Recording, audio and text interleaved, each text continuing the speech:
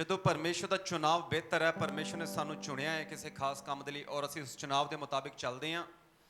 ਪ੍ਰਭੂ ਆਪਣੀਆਂ ਵੱਡੀਆਂ ਯੋਜਨਾਵਾਂ ਨੂੰ ਸਾਡੇ ਜੀਵਨ 'ਚ ਪ੍ਰਗਟ ਕਰਦੇ ਨੇ। ਜਿੰਨੇ ਤੁਸੀਂ ਅੱਜ ਮੈਨੂੰ ਸੁਣਦੇ ਪਏ ਹੋ, ਵਿਸ਼ਵਾਸ ਕਰੋ ਪਰਮੇਸ਼ਰ ਨੇ ਵੱਡੀਆਂ ਗੱਲਾਂ ਤੁਹਾਡੇ ਲਈ ਵੀ ਰੱਖੀਆਂ ਹੋਈਆਂ ਨੇ। ਕਿਤਾਬ ਹੈਗੀ ਡੈਨੀਅਲ ਦੀ ਕਿਤਾਬ, ਕਿਹਦੀ ਇਹਨਾਂ ਨੂੰ ਪਤਾ ਹੈਗੀ?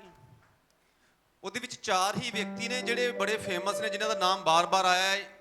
ਬਾਈਬਲ 'ਚ ਲਿਖਿਆ ਹੈ ਇਜ਼ਰਾਈਲੀਆਂ ਨੂੰ ਹਰਾਇਆ ਗਿਆ, ਬੈਬੀਲੋਨ 'ਚ ਬੰਦੀ ਬਣਾ ਕੇ ਲਿਜਾਇਆ ਗਿਆ ਸ਼ਾਹੀ ਪਰਿਵਾਰ ਨੂੰ, ਔਰ ਸ਼ਾਹੀ ਪਰਿਵਾਰ ਦੇ ਵਿੱਚੋਂ 4 ਜਣੇ ਨੇ ਜਿਨ੍ਹਾਂ ਦਾ ਨਾਮ ਬਾਈਬਲ ਦੇ ਵਿੱਚ ਹੈ ਕਿ ਉਹ ਹੀਰੋ ਨੇ। 4 ਜਿਨ੍ਹਾਂ ਦਾ ਨਾਮ ਆਇਆ, ਜਿਨ੍ਹਾਂ ਨੂੰ ਚੁਣਿਆ ਗਿਆ ਹੈ ਹੀਰੋ ਦੇ ਤੌਰ ਦੇ ਉੱਪਰ, ਸਾਰਿਆਂ ਨੂੰ ਨਹੀਂ। ਉਹਦੇ 'ਚ ਇੱਕ ਨਾਮ ਡੈਨੀਅਲ ਦਾ ਹੈਗਾ ਏ, ਔਰ 3 ਨਾਮ ਸਦਰਕ, ਮੇਸ਼ਕ, ਅਬੇਦਨਗੋ। ਕਿਉਂ ਹੀਰੋ ਹੈਗੇ ਨੇ? ਕਿਉਂ ਹੀਰੋ ਨੇ? ਕਿਉਂਕਿ ਪ੍ਰਭੂ ਦੇ ਵਚਨ ਦਾ ਇਹ ਪਾਲਨ ਕਰਦੇ ਨੇ ਉਸ ਸਮੇਂ ਨਹੀਂ ਜਦੋਂ ਹਾਲਾਤ ਅੱਛੇ ਨੇ, ਪਰ ਉਸ ਸਮੇਂ ਵੀ ਜਦੋਂ ਹਾਲਾਤ ਅੱਛੇ ਨਹੀਂ ਹਨ। ਇਹ ਉਸ ਸਮੇਂ ਪ੍ਰਭੂ ਦੇ ਵਚਨ ਦਾ ਪਾਲਨ ਕਰਦੇ ਨੇ, ਜਾਂ ਤਾਂ ਦੁਨੀਆਦਾਰੀ ਦੇ ਹਿਸਾਬ ਦੇ ਨਾਲ ਰਾਜੇ ਤੋਂ ਡਰਦੇ ਮਾਰੇ ਪਰਮੇਸ਼ਰ ਦੇ ਵਚਨ ਦਾ ਇਨਕਾਰ ਕਰਨ, ਤੇ ਜਾਂ ਸਰਵ ਸ਼ਕਤੀਮਾਨ ਪਰਮੇਸ਼ਰ ਯਹੋਵਾ ਤੋਂ ਡਰਦੇ ਹੋਏ ਪ੍ਰਭੂ ਦੇ ਵਚਨ ਦਾ ਪਾਲਨ ਕਰਨ। ਅਗਰ ਰਾਜਾ ਦੀ ਗੱਲ ਮੰਨ ਲੈਂਦੇ ਨੇ ਤਾਂ ਜੀਵਨਦਾਨ ਮਿਲ ਜਾਏਗਾ। ਅਗਰ ਯਹੋਵਾ ਪਰਮੇਸ਼ਰ ਦੇ ਅੱਗੇ ਸਜਦਾ ਕਰਨਗੇ ਤਾਂ ਅੱਗ ਦੀ ਭੱਠੀ ਦੇ ਵਿੱਚ ਜਾਣਾ ਪਵੇਗਾ। ਮੈਂ ਹਮੇਸ਼ਾ ਕਹਿੰਦਾ ਹੈ, ਜਦੋਂ ਬਾਈਬਲ ਦੀਆਂ ਲਿਖੀਆਂ ਹੋਈਆਂ ਗੱਲਾਂ ਨੂੰ ਅਸੀਂ ਪੜ੍ਹਦੇ ਹਾਂ, ਸਾਡੇ ਅੰਦਰ ਜੋਸ਼ ਜਾਗਦਾ ਹੈ। ਕਈ ਵਾਰੀ ਸਾਨੂੰ ਬੜਾ ਆਪਣੇ ਅੰਦਰੋਂ ਮਹਿਸੂਸ ਹੁੰਦਾ ਕਿ ਹਾਂ, ਮੇਰਾ ਨਾਮ ਵੀ ਇਸੇ ਤਰੀਕੇ ਦੇ ਨਾਲ ਯਾਦ ਰੱਖਿਆ ਜਾਵੇ ਗਵਾਹੀਆਂ ਦੇ ਲਈ। ਔਰ ਬਹੁਤ ਸਾਰੇ ਗੱਲਾਂ ਔਰ ਬਹੁਤ ਸਾਰੇ ਕੰਮਾਂ ਦੇ ਵਿੱਚ ਅਸੀਂ ਸਮਝਦੇ ਕਿ ਹਾਂ, ਪਰਮੇਸ਼ਰ ਸਾਨੂੰ ਵੀ ਉੱਚਾ ਕਰੇ। ਮੈਂ ਤੁਹਾਨੂੰ ਦੱਸਣਾ ਚਾਹੁੰਦਾ, ਕੁਝ ਗੱਲਾਂ ਆਸਾਨ ਹਨ ਸੁਣਨੀਆਂ, ਕੁਝ ਗੱਲਾਂ ਆਸਾਨ ਹਨ ਕਿ ਉਹਨਾਂ ਦਾ ਪ੍ਰਚਾਰ ਕੀਤਾ ਜਾਵੇ ਅੱਛੇ ਤਰੀਕੇ ਨਾਲ, ਲੇਕਿਨ ਹਮੇਸ਼ਾ ਉਹ ਗੱਲਾਂ ਕਈ ਵਾਰੀ ਕਰਨੀਆਂ ਸੌਖੀਆਂ ਨਹੀਂ ਹੁੰਦੀਆਂ। ਔਰ ਉਹ ਔਖੀਆਂ ਗੱਲਾਂ ਜਿਹੜੇ ਲੋਕ ਕਰਦੇ ਨੇ, ਪਰਮੇਸ਼ਰ ਉਹਨਾਂ ਨੂੰ ਗਵਾਹਾਂ ਦੇ ਬੱਦਲ ਬਣਾ ਕੇ ਖੜਾ ਕਰ ਦਿੰਦਾ ਹੈਗਾ ਏ। ਸਦਰਕ, ਮੇਸ਼ਕ, ਅਬੇਦਨਗੋ, ਉਹਨਾਂ ਦੇ ਸਾਹਮਣੇ ਇੱਕ ਚੁਣਾਵ ਹੈ। ਸੋਚੋ, ਤੁਸੀਂ ਚਰਚ ਦੇ ਮੈਂਬਰ ਹੋ, ਜੋ ਲੋਕ ਨਹੀਂ ਆਏ ਉਹ ਵੀ ਚਰਚ ਦੇ ਹੀ ਮੈਂਬਰ ਨੇ। ਸੋਚੋ, ਇਹਨਾਂ ਦੇ ਉੱਪਰ ਕੋਈ ਪਾਸਟਰ ਨਹੀਂ ਹੈ, ਕੋਈ ਚਰਚ ਨਹੀਂ ਹੈ, ਗੁਲਾਮੀ ਦੇ ਵਿੱਚ ਨੇ। ਔਰ ਰਾਜਾ ਉਹ ਯਹੋਵਾ ਪਰਮੇਸ਼ਰ ਨੂੰ ਮੰਨਦਾ ਨਹੀਂ, ਜਾਣਦਾ ਨਹੀਂ, ਕੋਈ ਫਰਕ ਨਹੀਂ ਪੈਂਦਾ ਉਹਨੂੰ ਪਰਮੇਸ਼ਰ ਯਹੋਵਾ ਦੇ ਨਾਲ। ਪਰ ਬਾਈਬਲ ਦੇ ਵਿੱਚ ਲਿਖਿਆ ਹੈਗਾ ਏ, ਉਸ ਰਾਜੇ ਦੇ ਅੰਦਰ ਰਹਿੰਦੇ ਹੋਏ, ਗੁਲਾਮੀ ਦੇ ਵਿੱਚ ਰਹਿੰਦੇ ਹੋਏ ਵੀ ਇਹ ਕਹਿੰਦੇ ਨੇ, ਇਹ ਫੈਸਲਾ ਲੈਂਦੇ ਨੇ ਕਿ ਯਹੋਵਾ ਪਰਮੇਸ਼ਰ ਦੇ ਅੱਗੇ ਹੀ ਅਸੀਂ ਝੁਕਾਂਗੇ। ਅਸਲ ਦੇ ਵਿੱਚ ਜਦੋਂ ਇਹ ਪ੍ਰਭੂ ਦੇ ਵਚਨ ਦਾ ਪਾਲਨ ਕਰਦੇ ਪਏ ਨੇ ਨਾ, ਪ੍ਰਭੂ ਇਹਨਾਂ ਦੇ ਨਾਲ ਮੁਲਾਕਾਤ ਕਰਨਾ ਚਾਹੁੰਦਾ ਹੈਗਾ ਏ। ਮੈਂ ਤੁਹਾਨੂੰ ਦੱਸਣਾ ਚਾਹੁੰਦਾ ਹੈ, ਕਈ ਵਾਰ ਹਾਲਾਤ ਸੂਟੇਬਲ ਨਹੀਂ ਹੁੰਦੇ।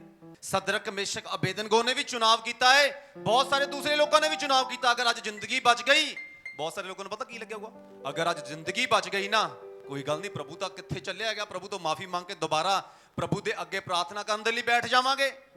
ਬਹੁਤ ਸਾਰੇ ਲੋਕਾਂ ਨੂੰ ਵੀ ਆਪਣੀ ਜ਼ਿੰਦਗੀ 'ਚ ਐਵੇਂ ਲੱਗਦਾ ਹੈ, ਸਾਨੂੰ ਵੀ ਕਈ ਵਾਰੀ ਲੱਗਦਾ ਹੈ, ਕੋਈ ਗੱਲ ਨਹੀਂ, ਇੱਕ ਥਾਂ ਤੇ ਪ੍ਰਭੂ ਦਾ ਵਚਨ ਨਹੀਂ ਮੰਨਿਆ ਗਿਆ, ਉਹਦਾ ਵੱਡਾ ਪਰਮੇਸ਼ਰ ਆ, ਮਾਫ ਕਰ ਦੇਗਾ। ਸਦਰਕ, ਮੇਸ਼ਕ, ਅਬੇਦਨਗੋ ਅਜਿਹੇ ਨਹੀਂ ਹਨ। ਸਭ ਜਣ ਆਪਣੇ ਹੱਥਾਂ ਨੂੰ ਉਠਾ ਕੇ ਬੋਲੋ, ਪਰਮੇਸ਼ਰ, ਮੈਂ ਸੀਜ਼ਨਲ ਕ੍ਰਿਸਚਨ ਨਾ ਬਣਾ, ਮੈਂ ਉਹ ਮਸੀਹੀ ਨਾ ਬਣਾ ਜੋ ਹਾਲਾਤਾਂ ਦੇ ਮੁਤਾਬਿਕ ਚੱਲਦਾ ਹੈ। ਮੈਂ ਉਹ ਮਸੀਹ ਬਣਾ ਜੋ ਵਿਸ਼ਵਾਸ ਦੇ ਵਿੱਚ ਪ੍ਰਭੂ ਦੇ ਵਚਨ ਦੇ ਅਨੁਸਾਰ ਚੱਲਦਾ ਹੈ। Amen, hallelujah. ਤੁਹਾਨੂੰ ਪਤਾ, ਸਦਰਕ, ਮੇਸ਼ਕ, ਅਬੇਦਨਗੋ ਫੈਸਲਾ ਲੈ ਰਹੇ ਨੇ। ਕਹਿੰਦੇ ਰਾਜਾ ਜੋ ਕਹਿ ਰਿਹਾ ਹੈ ਉਹ ਪ੍ਰਭੂ ਦੇ ਵਚਨ ਦੇ ਅਨੁਸਾਰ ਨਹੀਂ ਹੈ, ਰਾਜਾ ਦੀ ਗੱਲ ਨਹੀਂ ਮੰਨਾਂਗੇ ਅਸੀਂ। ਉਹ ਜੋ ਰਾਜਾ ਦਾ ਰਾਜਾ ਹੈ ਉਹਦੀ ਗੱਲ ਅਸੀਂ ਮੰਨਾਂਗੇ। ਉਹਨਾਂ ਨੇ ਜਦੋਂ ਫੈਸਲਾ ਲਿਆ, ਸਵਾਗਤ ਹੋਇਆ ਉਹਨਾਂ ਦਾ? ਨਹੀਂ। ਬਾਈਬਲ ਵਿੱਚ ਲਿਖਿਆ ਉਹਨਾਂ ਨੂੰ ਦੋਸ਼ੀ ਠਹਿਰਾਇਆ ਗਿਆ ਹੈ। ਔਰ ਜਦੋਂ ਦੋਸ਼ੀ ਠਹਿਰਾਇਆ ਗਿਆ ਹੈ, ਬਾਈਬਲ ਵਿੱਚ ਲਿਖਿਆ ਹੈ ਅੱਗ ਦੀ ਭੱਠੀ ਉਹਨਾਂ ਦੇ ਲਈ ਤਿਆਰ ਕੀਤੀ ਗਈ ਹੈ। ਇਹ ਗੱਲ ਯਾਦ ਰੱਖਿਓ ਜੇ, 7ਵਾਂ ਦਿਨ ਸਾਨੂੰ ਮਿਲਦਾ, 6 ਦਿਨਾਂ ਬਾਅਦ ਇਹ ਖਾਸ ਦਿਨ ਆਉਂਦਾ ਹੈਗਾ। ਬਹੁਤ ਸਾਰੇ ਲੋਕ ਫੈਸਲਾ ਨਹੀਂ ਲੈ ਪਾਉਂਦੇਗੇ ਆਪਣੀਆਂ ਜ਼ਿੰਦਗੀਆਂ ਦੇ ਵਿੱਚ। ਬਹੁਤ ਸਾਰੇ ਲੋਕ ਇਹ ਤੈਅ ਹੀ ਨਹੀਂ ਕਰ ਪਾਉਂਦੇ ਕਿ ਕੱਲ ਨੂੰ ਜਿਹੜਾ ਐਤਵਾਰ ਵਾਲਾ ਦਿਨ ਆਉਣ ਵਾਲਾ, ਪਰਮੇਸ਼ਰ ਦੀ ਆਰਾਧਨਾ ਕਰਨ ਵਾਲਾ, ਉਸ ਦਿਨ ਅਸੀਂ ਚਰਚ ਜਾਵਾਂਗੇ ਜਾਂ ਨਹੀਂ ਜਾਵਾਂਗੇ। ਮੌਸਮ ਤੈਅ ਕਰਦਾ ਹੈ, ਹਾਲਾਤ ਤੈਅ ਕਰਦੇ ਨੇ, ਜੇਬ ਤੈਅ ਕਰਦੀ ਹੈ। ਮੈਂ ਤੁਹਾਨੂੰ ਦੱਸਣਾ ਚਾਹੁੰਦਾ, ਇਹਨਾਂ ਗੱਲਾਂ ਤੋਂ ਪਰਮੇਸ਼ਰ ਖੁਸ਼ ਨਹੀਂ ਹੁੰਦਾ। ਬਾਈਬਲ 'ਚ ਲਿਖਿਆ ਸਦਰਕ, ਮੇਸ਼ਕ, ਅਬੇਦਨਗੋ ਇਹ ਪਹਿਲਾਂ ਹੀ ਤੈਅ ਕਰਕੇ ਬੈਠੇ ਹੋਏ ਨੇ, ਜਾਨ ਚਲੀ ਜਾਵੇ ਤਾਂ ਚਲੀ ਜਾਵੇ, ਪਰਮੇਸ਼ਰ ਦਾ ਵਚਨ ਟੁੱਟਣਾ ਨਹੀਂ ਚਾਹੀਦਾ ਹੈ। ਇੱਧਰੋਂ ਧਰਤੀ ਤੇ ਇਹਨਾਂ ਨੇ ਫੈਸਲਾ ਲੈ ਲਿਆ ਹੈ, ਉਧਰੋਂ ਸਵਰਗ ਵਿੱਚ ਬੈਠੇ ਪਰਮੇਸ਼ਰ ਨੇ ਵੀ ਕੁਝ ਫੈਸਲਾ ਲੈ ਲਿਆ ਹੈਗਾ ਏ। ਇੱਕ ਗੱਲ ਯਾਦ ਰੱਖਿਓ, ਜਦੋਂ ਧਰਤੀ ਤੇ ਔਖੇ ਹਾਲਾਤਾਂ 'ਚ ਤੁਸੀਂ ਫੈਸਲਾ ਲੈਂਦੇ ਹੋ ਨਾ, ਸਵਰਗ ਦਾ ਪਰਮੇਸ਼ਰ ਵੀ ਉਸੇ ਸਮੇਂ ਤੁਹਾਡੇ ਲਈ ਫੈਸਲੇ ਲੈਂਦਾ ਹੈਗਾ ਏ। ਇਹਨਾਂ ਨੇ ਫੈਸਲਾ ਧਰਤੀ ਤੇ ਲਿਆ ਏ, ਅੱਗ ਦੀ ਭੱਠੀ 'ਚ ਜਾਣਾ ਮਨਜ਼ੂਰ ਹੈ, ਪ੍ਰਭੂ ਦਾ ਵਚਨ ਤੋੜਨਾ ਮਨਜ਼ੂਰ ਨਹੀਂ ਹੈ। ਔਰ ਬਾਈਬਲ 'ਚ ਲਿਖਿਆ ਇਹਨਾਂ ਨੂੰ ਅੱਗ ਦੀ ਭੱਠੀ ਦੇ ਵੱਲ ਲੈ ਕੇ ਜਾਇਆ ਜਾ ਰਿਹਾ ਹੈ। ਸਵਰਗ ਦਾ ਪਰਮੇਸ਼ਰ ਵੇਖ ਰਿਹਾ ਹੈ। ਜਿਨ੍ਹਾਂ ਨੇ ਇਨਕਾਰ ਕੀਤਾ ਹੈ ਉਹਨਾਂ ਦੇ ਲਈ ਪਰਮੇਸ਼ਰ ਦੀ ਕੋਈ ਯੋਜਨਾ ਨਹੀਂ ਹੈ, ਕੋਈ ਪਲੈਨਿੰਗ ਨਹੀਂ ਹੈ। ਲੇਕਿਨ ਜਿਨ੍ਹਾਂ ਨੇ ਫੈਸਲਾ ਲਿਆ ਹੈਗਾ ਏ, ਸਵਰਗ ਦਾ ਪਰਮੇਸ਼ਰ ਕਹਿੰਦਾ ਏ ਇਹ ਅੱਗ ਦੀ ਭੱਠੀ 'ਚ ਜਾਣ ਦੇ ਲਈ ਤਿਆਰ ਨੇ। ਮੈਂ ਅੱਗ ਦੀ ਭੱਠੀ ਦੇ ਵਿੱਚ ਇਹਨਾਂ ਨਾਲ ਮੁਲਾਕਾਤ ਕਰਨ ਦੇ ਲਈ ਆਵਾਂਗਾ। Hallelujah, hallelujah. ਜਦੋਂ ਔਖੇ ਹਾਲਾਤਾਂ 'ਚ ਤੁਸੀਂ ਫੈਸਲਾ ਲੈਂਦੇ ਹੋ, ਪ੍ਰਭੂ ਦੇ ਕੋਲੇ ਜਾਣਾ ਏ, ਉਹਦੀ ਹਜ਼ੂਰੀ 'ਚ ਜਾਣਾ ਏ, ਵਚਨ ਸੁਣਨਾ ਏ। ਪਰਮੇਸ਼ਰ ਵੀ ਛੋਟੇ ਫੈਸਲੇ ਨਹੀਂ ਲੈਂਦਾ ਤੁਹਾਡੇ ਲਈ, ਉਹ ਵੱਡੇ ਫੈਸਲੇ ਲੈਂਦਾ ਹੈਗਾ ਏ। ਇਹ ਗੱਲ ਯਾਦ ਰੱਖਿਓ ਜੇ ਧਰਤੀ ਦੇ ਉੱਪਰ ਜੋ ਅਥਾਰਟੀਜ਼ ਨੇ, ਇਲੈਕਸ਼ਨ ਹੁੰਦੇ ਨੇ, ਪੋਲੀਟੀਕਲ ਲੀਡਰ ਚੁਣੇ ਜਾਂਦੇ ਨੇ, ਵੋਟਾਂ ਦੀ ਗਿਣਤੀ ਜਿੱਧਰ ਜ਼ਿਆਦਾ ਏ। ਔਰ ਜਦੋਂ ਸਵਰਗ ਦਾ ਪਰਮੇਸ਼ਰ ਸਾਨੂੰ ਉਠਾਉਂਦਾ ਏ, ਉਹ ਫਿਰ ਗਿਣਤੀ ਨਹੀਂ ਵੇਖਦਾ, ਉਹ ਸਾਡੇ ਅੰਦਰ ਵਿਸ਼ਵਾਸ ਦੀ ਮਾਤਰਾ ਵੇਖਦਾ, ਉਹ ਕਿੰਨੀ ਹੈ। ਆਮੀਨ, ਹਾਲੇਲੂਇਆ। ਸਦਰਕ ਮੇਸ਼ਕ ਅਬੇਦਨਗੋ ਦੇ ਅੰਦਰ ਵਿਸ਼ਵਾਸ ਬਹੁਤਾਇਤ ਦੇ ਵਿੱਚ ਨਜ਼ਰ ਆ ਰਿਹਾ ਏ। ਵਿਰੋਧੀਆਂ ਨੂੰ ਲੱਗਦਾ ਅੱਗ 'ਚ ਸਿੱਟਾਂਗੇ ਮਰ ਜਾਣਗੇ, ਦੂਸਰਿਆਂ ਨੂੰ ਸਿੱਖਣ ਨੂੰ ਮਿਲੇਗਾ। ਯਹੋਵਾ ਪਰਮੇਸ਼ਰ ਕਹਿੰਦਾ ਮੇਰੇ ਵਚਨ ਦੇ ਕਾਰਨ ਜਿਸ ਜਗ੍ਹਾ ਤੇ ਤੁਸੀਂ ਜਾ ਰਹੇ ਹੋ, ਜਿਹਨੂੰ ਦੁਨਿਆਵੀ ਲੋਕ ਔਖੀ ਜਗ੍ਹਾ ਸਮਝਦੇ ਨੇ, ਮੈਂ ਉਸੇ ਔਖੀ ਜਗ੍ਹਾ ਦੇ ਉੱਪਰ ਆਵਾਂਗਾ, ਤੁਹਾਡੇ ਨਾਲ ਗੱਲਬਾਤ ਕਰਾਂਗਾ। ਸੋਚੋ ਸਦਰਕ ਮੇਸ਼ਕ ਅਬੇਦਨਗੋ ਦਾ ਫੈਸਲਾ ਜ਼ਬਰਦਸਤ ਹੈ। ਸੋਚੋ ਉੱਥੇ ਕੋਈ ਚਰਚ ਹੈ? ਨਹੀਂ ਹੈ। ਕੋਈ ਪਾਸਟਰ ਹੈ ਉੱਥੇ? ਨਹੀਂ ਹੈ। ਕੋਈ ਭਵਿੱਖਵਕਤਾ ਹੈ ਉੱਥੇ ਸਮਝਾਉਣ ਦੇ ਲਈ? ਨਹੀਂ ਹੈ। ਕੋਈ ਡੇਲੀ ਦੀ ਸੰਗਤੀ ਹੈ ਉੱਥੇ? ਨਹੀਂ। ਕੋਈ ਫੇਸਬੁੱਕ, ਕੋਈ WhatsApp, ਕੋਈ ਫੋਨ ਹੈ? ਨਹੀਂ। ਲੇਕਿਨ ਜੋ ਪ੍ਰਭੂ ਦਾ ਵਚਨ ਹੈ ਨਾ, ਉਹ ਅੰਦਰ ਹੈ ਉਹਨਾਂ ਲੋਕਾਂ ਦੇ।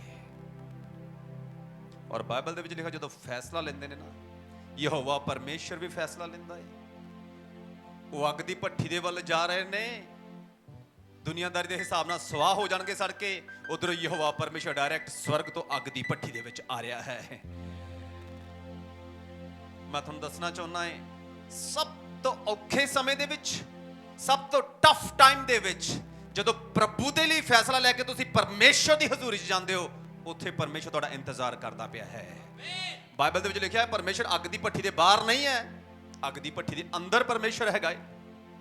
ਔਰ ਵਚਨ ਦੇ ਵਿੱਚ ਲਿਖਿਆ ਹੈ ਅੱਗ ਦੀ ਭੱਠੀ ਦੇ ਅੰਦਰ ਜਦੋਂ ਹੀ ਉਹ ਜਾਂਦੇ ਨੇ, ਪ੍ਰਭੂ ਯਿਸੂ ਮਸੀਹ ਉਹਨਾਂ ਨਾਲ ਗੱਲਬਾਤ ਕਰਨ ਦੇ ਲਈ, ਮੁਲਾਕਾਤ ਕਰਨ ਦੇ ਲਈ ਅੱਗ ਦੀ ਭੱਠੀ ਦੇ ਵਿੱਚ ਉਤਰੇ ਆਉਂਦੇ ਨੇ। ਸੋਚੋ ਅੱਗ ਠੰਡੀ ਨਹੀਂ ਹੋਈ, ਅੱਗ ਬਹੁਤ ਤੇਜ਼ ਹੈ। ਜਿਹੜੇ ਸੱਟਣ ਗਏ ਸੀ ਉਹ ਵੀ ਸੜ ਗਏ ਨੇ, ਲੇਕਿਨ ਪ੍ਰਭੂ ਦਾ ਅਨੁਗ੍ਰਹ ਇਹਨਾਂ ਦੇ ਜੀਵਨ 'ਚ ਹੋਇਆ ਹੈ। ਅੱਗ ਦੇ ਵਿੱਚ ਵੀ ਇਹ ਸੜ ਨਹੀਂ ਰਹੇ। ਔਰ ਬਾਈਬਲ 'ਚ ਲਿਖਿਆ ਤੁਰੇ ਫਿਰਦੇ ਨੇ, ਟੌਰ ਦੇ ਨਾਲ ਸੈਰ ਕਰਦੇ ਪਏ ਨੇ ਅੰਦਰ। ਇਹ ਗੱਲ ਯਾਦ ਰੱਖਿਓ, ਜਿਹੜਾ ਵਿਅਕਤੀ ਪਰਮੇਸ਼ਰ ਦੇ ਲਈ ਸਟਰੋਂਗ ਫੈਸਲੇ ਲੈਂਦਾ ਨਾ, ਹਾਲਾਤਾਂ ਨੂੰ ਵੇਖ ਕੇ ਨਹੀਂ, ਪਰਮੇਸ਼ਰ ਦੇ ਵੱਲ ਵੇਖ ਕੇ।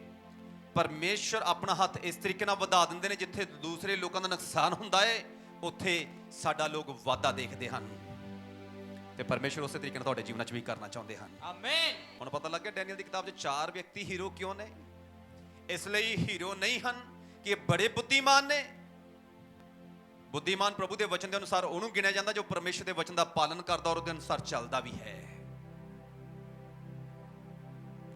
ਅੱਜ ਹੋ ਸਕਦਾ ਹੈ ਤੁਹਾਡੇ ਹਿਸਾਬ ਨਾਲ ਤੁਹਾਡੇ ਕੰਮ ਕਰ ਕੁਝ ਵੀ ਨਾ ਹੋ, ਤੁਹਾਡੀ ਪੜ੍ਹਾਈ ਲਿਖਾਈ ਕੁਝ ਨਾ ਹੋਵੇ, ਬਹੁਤ ਸਾਰੀਆਂ ਗੱਲਾਂ ਔਰ ਬਹੁਤ ਸਾਰੇ ਕੰਮਾਂ ਦੇ ਵਿੱਚ ਤੁਹਾਡੀ ਜ਼ਿੰਦਗੀ 'ਚ ਤੁਸੀਂ ਬਹੁਤ ਪਿੱਛੇ ਹੋਵੋ। ਘਬਰਾਉਣ ਦੀ ਲੋੜ ਨਹੀਂ ਹੈ। ਤੁਸੀਂ ਜੋ ਫੈਸਲਾ ਲੈਂਦੇ ਹੋ, ਹਰ ਵਾਰ ਪਰਮੇਸ਼ਰ ਉਸ ਫੈਸਲੇ ਨੂੰ ਦੇਖਦਾ ਹੈ। ਆਮੀਨ। ਔਰ ਉਹਨਾਂ ਫੈਸਲੇ ਦੇ ਵਿੱਚ ਪਰਮੇਸ਼ਰ ਤੁਹਾਡੇ ਨਾਲ ਆ ਕੇ ਖੜ ਵੀ ਜਾਂਦਾ ਹੈ। ਆਮੀਨ। ਬਾਈਬਲ ਦੇ ਵਿੱਚ ਇੱਕ ਜਗ੍ਹਾ ਤੇ ਲਿਖਿਆ ਆਪਣੇ ਸੱਦੇ ਜਾਣ ਬਾਰੇ ਸੋਚੋ, ਆਪਣੇ ਚੁਣੇ ਜਾਣ ਬਾਰੇ ਸੋਚੋ। ਤੁਹਾਨੂੰ ਪਤਾ ਤੁਸੀਂ ਸਾਰੇ ਨੇ ਚੁਣੇ ਗਏ ਹੋ, ਤੁਸੀਂ ਚੁਣੇ ਗਏ ਹੋ, ਯਹੋਵਾ ਪਰਮੇਸ਼ਰ ਨੇ ਤੁਹਾਨੂੰ ਚੁਣਿਆ ਹੈ। ਬਾਈਬਲ 'ਚ ਲਿਖਿਆ ਆਪਣੇ ਸੱਦੇ ਉੱਤੇ ਧਿਆਨ ਲਾਓ।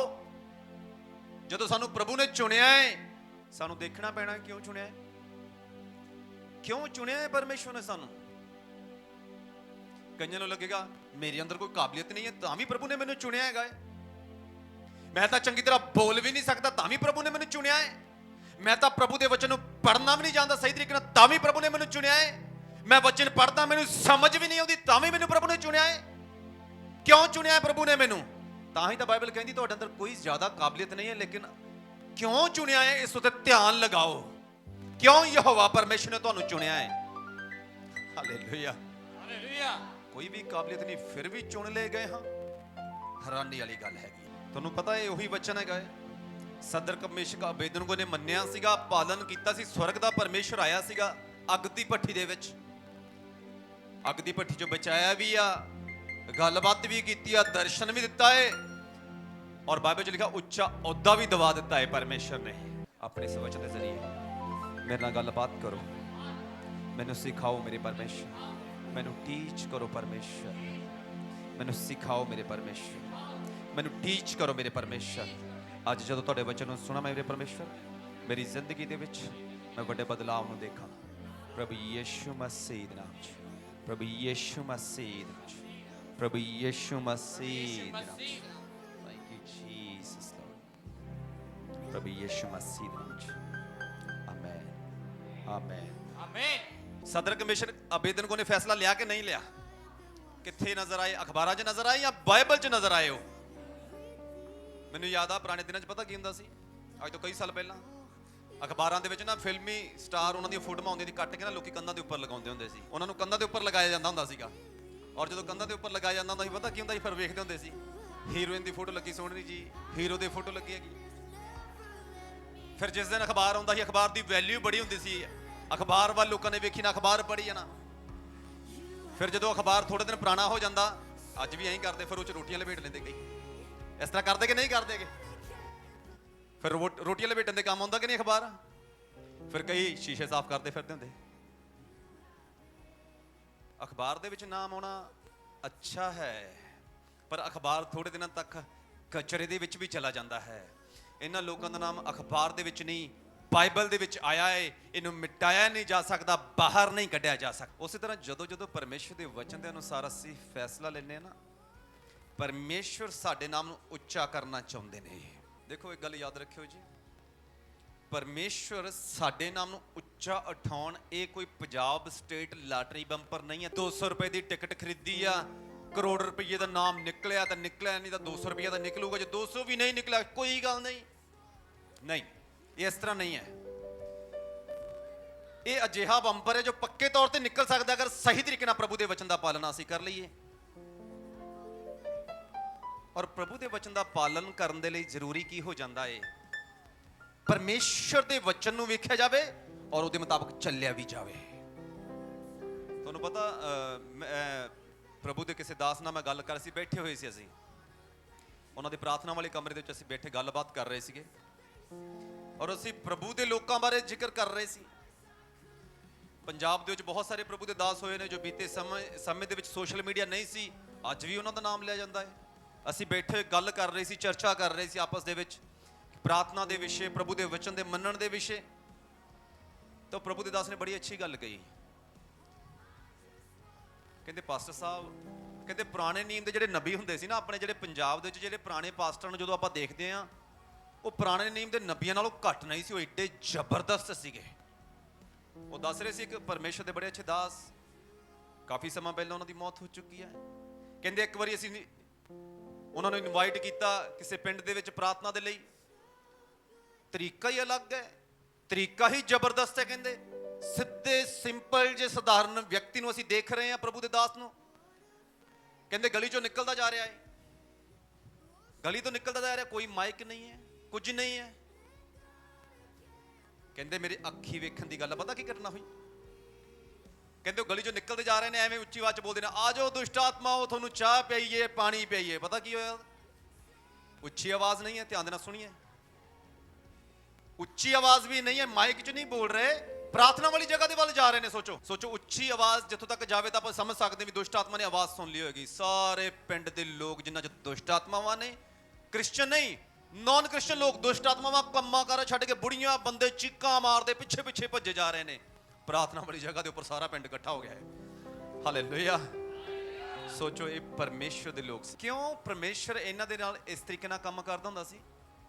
ਕਿਉਂਕਿ ਜਦੋਂ ਇਹ ਪ੍ਰਭੂ ਦੇ ਨਾਲ ਚੱਲੇ ਨੇ, ਇਹਨਾਂ ਨੇ ਇਹ ਨਹੀਂ ਵੇਖਿਆ ਮੇਰੇ ਨਾਲ ਕੌਣ ਹੈਗਾ ਏ ਤੇ ਕੌਣ ਨਹੀਂ ਹੈਗਾ। ਇਹਨਾਂ ਨੇ ਸਿਰਫ ਇਹੀ ਵੇਖਿਆ ਕਿ ਸਾਡੇ ਨਾਲ ਪਰਮੇਸ਼ਰ ਹੈਗਾ ਏ ਔਰ ਅਸੀਂ ਆਪਣੀ ਚਾਲ ਨੂੰ ਜਾਰੀ ਰੱਖਣਾ ਹੈਗਾ ਏ। ਇਹ ਗੱਲਾਂ ਜਦੋਂ ਕਰ ਰਹੇ ਸੀ, ਮੈਂ ਸੋਚ ਰਿਹਾ ਸੀ ਉਹ ਪ੍ਰਭੂ ਪੁਰਾਣਾ ਨਹੀਂ ਹੋ ਗਿਆ, ਉਹ ਕਿਤੇ ਚਲਾ ਨਹੀਂ ਗਿਆ। ਪ੍ਰਭੂ ਅੱਜ ਵੀ ਉਹ ਹੈਗਾ ਏ।